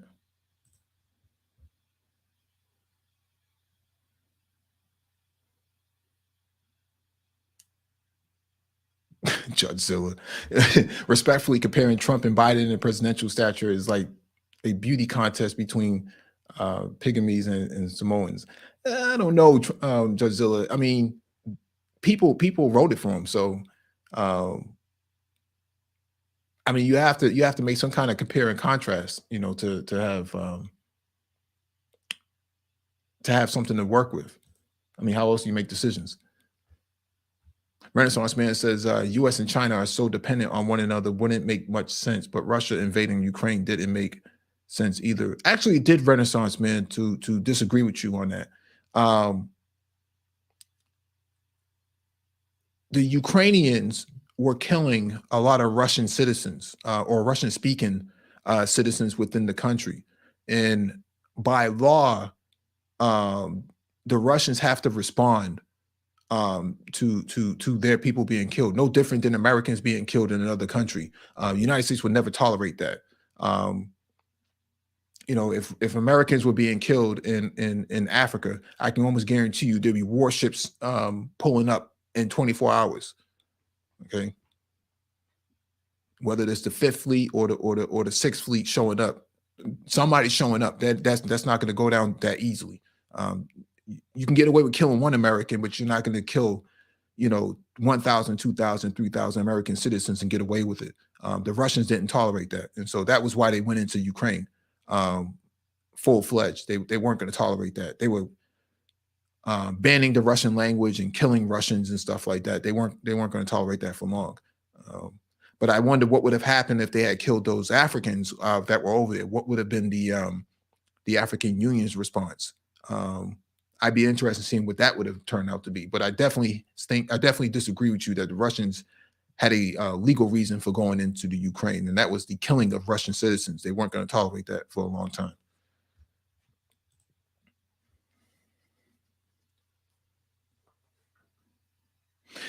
Yeah, Renaissance Man says decoupling from China is one of the few issues that Republicans and Dems both agree on. Yeah, the problem is the corporations don't want to decouple.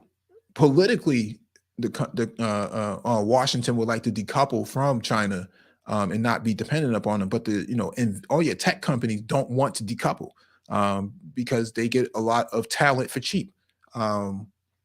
In China, and so Nvidia, Intel, Micron, those companies don't want to give up doing business in China because it's so plentiful for them, and they don't want to have to do that. And so they're going to create third-party shadow companies that basically continues to do business down there. But based on some of the policies that I'm seeing being developed, it looks like they're going to completely make it impossible for American companies to do business in China after 2025 and 2026, which is what I think.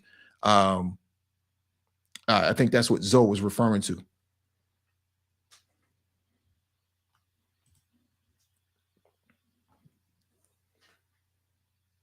Renaissance Man says, moving towards a bipolar world with lots of proxy wars for influence, similar to the Cold War.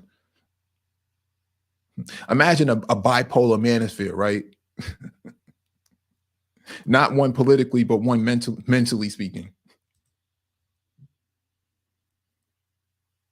Yeah, I doubt there's going to be any war soon. Perfect Platinus. I don't disagree with you. Zoroti says also Ukraine was close to join NATO, which was a red line. Well, the thing here is though, you can't join NATO unless your borders are defined. And as it stands right now, Ukraine's borders are not defined, and so they can't join. This is the reason why Israel can't join NATO, because their borders are not defined. They illegally occupy Syria, Jordan, and at one point Lebanon and Egypt. And so because of all of this, when your borders are not defined, you can't join these institutions, because if your borders can change like the weather, then it doesn't make a whole lot of sense. You're not a nation state at that point unless your borders are defined. And so Ukraine couldn't join NATO, but they could join the EU. But the problem is no one in the EU really wants Ukraine to join anyways, because they don't offer anything at this point. They're too much of a basket case. Nobody really needs them. What do they really need them for?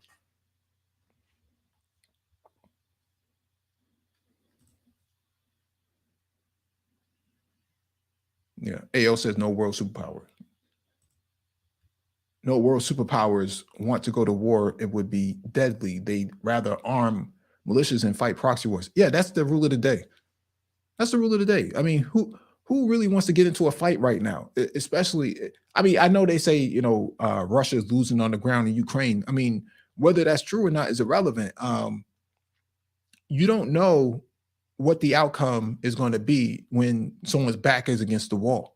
When the United States had their back against the wall in the Pacific, they decided to drop 2 atomic bombs on Japan when they didn't even really have to, but they used it anyways as the trump card, so to speak, right? And now what happens if Russia is backed into a corner in their own house? We don't know what the outcome of that would be. And we don't know what's in the tip of those hypersonic missiles. I mean, it could be conventional munitions, or it could be nuclear. We don't know. You don't know what comes out of those factories. Those are, those Tupolevs, the Tu-95 and the Tu-223s. Those are nuclear strike bombers. That's the whole purpose of them, is to carry out a nuclear strike. You don't know. I mean, they could have conventional munitions in there, but how would you know that? You don't know.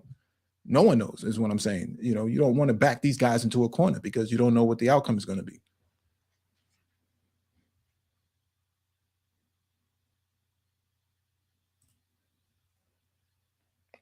Yeah, Shonda says Zoro, absolutely. Yeah. Renaissance Man says, Zoro, I respectfully disagree. Ukraine was too corrupt to get into NATO. Yeah, that is true. There was a lot of corruption in Ukraine. They sold a lot of arms in to Africa too. They sold a lot of arms, and they did a lot of. It was impossible to do business in Ukraine. But I do see Zelensky selling off Ukraine to Goldman Sachs and BlackRock. That's pretty much what's going to happen. They're going to buy up the country, and then it will be ungovernable for the most part. And that guy's going to take off and go somewhere. He'll probably end up in Bali somewhere. Who knows? Probably Puerto Rico.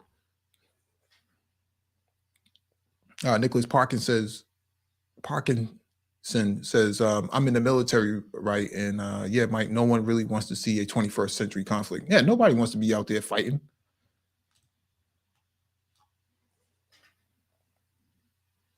Zoroti says Russia mobilized 300,000 reservists and 80,000 volunteers to reinforce the 275,000 on the ground in Ukraine, about to start a winter offensive in a few weeks.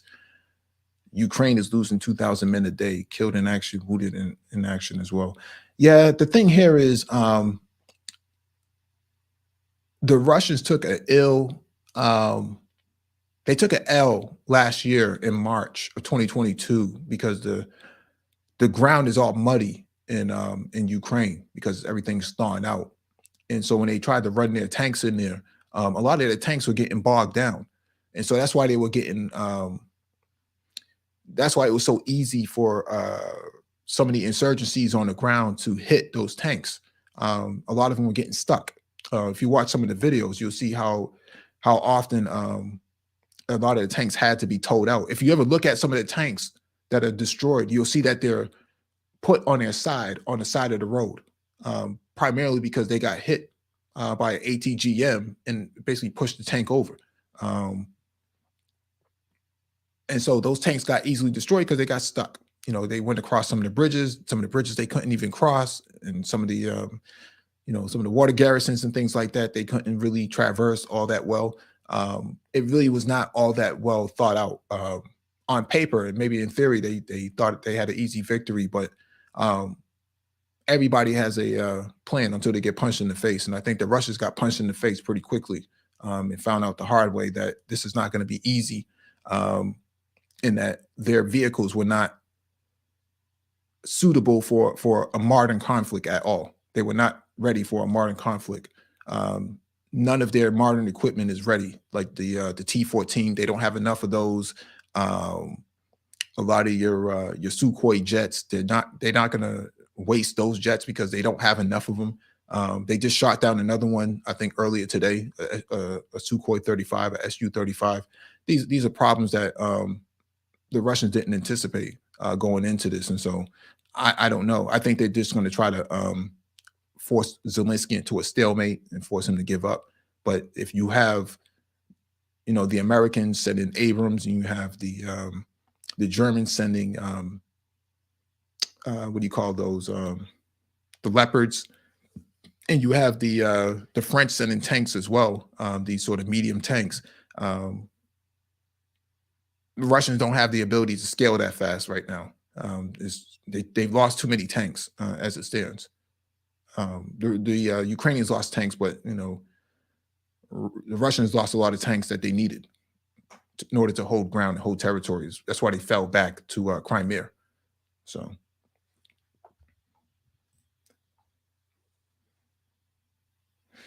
Perfect Blackness says, I agree, but the problem with proxy wars is that it's not a sustainable reality. Sooner or later, the proxies will become too expensive. Absolutely. Absolutely. Renaissance Man says the Russians were breaking their own legs to avoid joining outings, joining other armies, outings army. So that 80,000 may not be the best troops. I'm sure lots were forced to volunteer. I read some rumors a few months ago that they're recruiting Arab militias from Iraq and Syria and Lebanon to come fight in Russia, and they would get a handsome paycheck out of it. So it sounds to me like if they can pull 50,000-60,000 Arabs militias to come fight in the Ukraine, that may be a game changer, because those guys are pretty much ready to go. They've been fighting ISIS all this time, so it wouldn't surprise me that they would pull them in there. Oh, avoiding Putin's army.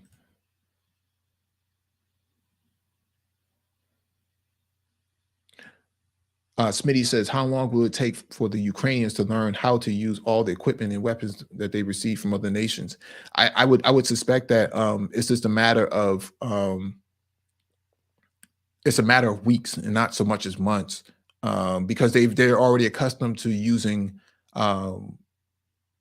Soviet tanks, and so I don't think that there's going to be that long of a learning curve for them to learn how to drive an Abrams tank or a what do you call it, a Leopard. I think they had already been training these people all the time, since last year, if not 2-3 years ago. They've been learning how to train on these tanks, and so it doesn't surprise me that the learning curve is short for them. But the only problem is you already lost 2,000 tanks. When you sending 30, 40, 50 tanks is not going to change the game.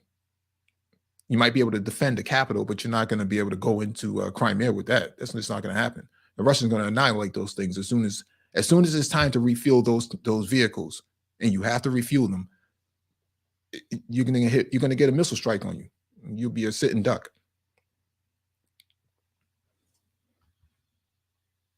But in terms of the new equipment, I think that those F-16s and things like that, I don't think that's going to be coming anytime soon, because primarily it takes too long to learn how to fly them. For example, with a F-35, you need a bachelor's degree to fly that thing. You need to have at least 46 months of training time on it. Just not that easy. And I don't see United States sending fighter jets, to get picked out of the sky with inexperienced pilots, by Russian S-400 anti surface to air missile systems. I don't see that happening. Too expensive. Zoroti says, I disagree. Look at the Battle of Bakhmut.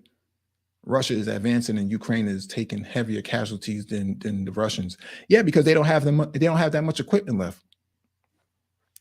Where are they going to hide? That's why they dig in trenches, to try to hide in them. Good luck to them. Zoroti says, an Australian volunteer who is fighting on the Ukrainian side admits Ukraine is losing because Russia is close to liberating the Donbass region. Yeah, they're running out of ammunition. A lot of people don't know that they're running out of ammunition. If they're firing 1,000 missiles or 2,000 missiles a day, man, that's a lot of ammunition you're spending. And we don't produce enough ammunition that fast, at least not now. Even the Russians don't produce that much at scale. Renaissance Man says Malcolm Gladwell is over helping fight the Russians as well. You mean Malcolm Nance, not Malcolm Gladwell. That's the guy that wrote the the self-help book. I think that Malcolm Nance is the guy that's over there in flip-flops, running around talking about he's fighting the communists. And this is a brother who who used to work for the CIA, and he was nowhere to be found when the Buffalo shooter was shooting up, the top supermarket last year. But somehow he was conveniently available for, to be dancing around in the Ukraine. Unbelievable.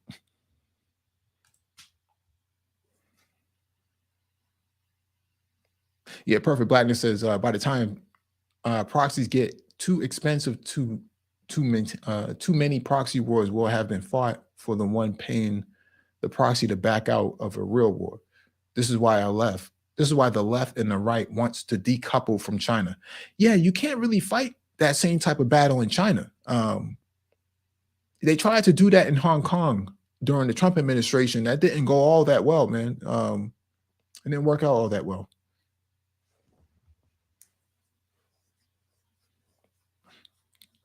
But China has a lot of problems too. They're having border conflicts with the Indians, with the Indian military and the Indian state itself. Japan is having lesser and less relations with them in terms of diplomatic relations. And Japan can't scale up that fast, man. Militaries are not like basketball teams. You can't just like trade players and have them over the next day and they just hit the ground running. You have to redesign your whole entire security architecture to engage each adversary at a time. It's just not that easy. And I don't see all these other countries and these nation states willing to get into a new conflict right now. I don't see that. A Cold War is one thing, but to get into a physical conflict, I don't know, man. That doesn't sound like a good idea. If you're Japan, that doesn't sound like a good idea. If you're Taiwan, that definitely doesn't sound like a good idea, because a blockade on you would starve you out, with the resources that you need to sustain yourself. Same thing with the Europeans. Europeans are paying high prices on their goods right now. That sucks. Look at all the protests in the UK. With the doctors and nurses and stuff going on strike. The inflation is killing them right now. Inflation is not killing the Russians because they don't really have anything. Their economy is stable for all intents and purposes, because they're trading with the ruble, not the dollar itself. And so The currency became strong almost overnight. That's why they try to get the Africans to come on their side. And Africans like, hell no, you go fight your own fights and go fight your own battles.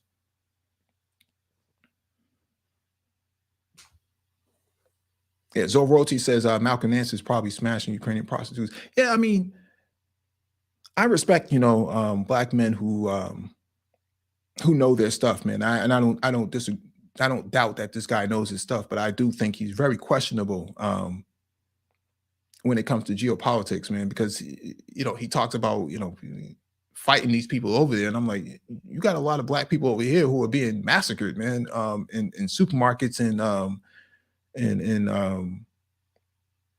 whatnot, man. And I don't see you speaking about any of that type of stuff, man. Black people's reality in America is not Russia, and the threat is not coming from Moscow, and it's not coming from Beijing. The threat is coming from white extremists, and you don't seem to be speaking about that at all. So I have to look at you with the side eye.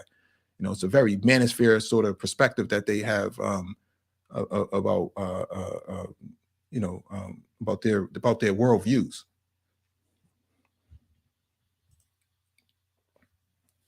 Perfect Blackness says, does Malcolm Nance know the Ukrainian military is full of Nazis? Yeah, he helped develop some of those militias over there, man. He's been over there for the last 30 years. He knows what's going on. He speaks Russian. So Zoroti says, look up this guy, History Legends on YouTube. His Russo-Ukrainian war tells the real story of the war using maps, and the trend is not looking good for Ukraine. Yeah, I don't doubt that I know who you're talking about. I don't doubt that the Ukrainians are suffering. I'm just saying that overall that I don't think the Russians want to fight any longer than they have to. I think they would like to negotiate this out and come to a settlement, because this is not sustainable long term. And Americans are going to get tired of this too. So are the Europeans. They're going to go through compassion fatigue for the Ukrainians, and at some point you're going to start seeing people take down their flags off their houses and stuff, and their bumper stickers are going to start peeling. And when they start looking at their fiscal spending, and they start seeing that the West is spending a lot of money on Ukraine, but they're not doing anything in the United States with student loans and stuff like that.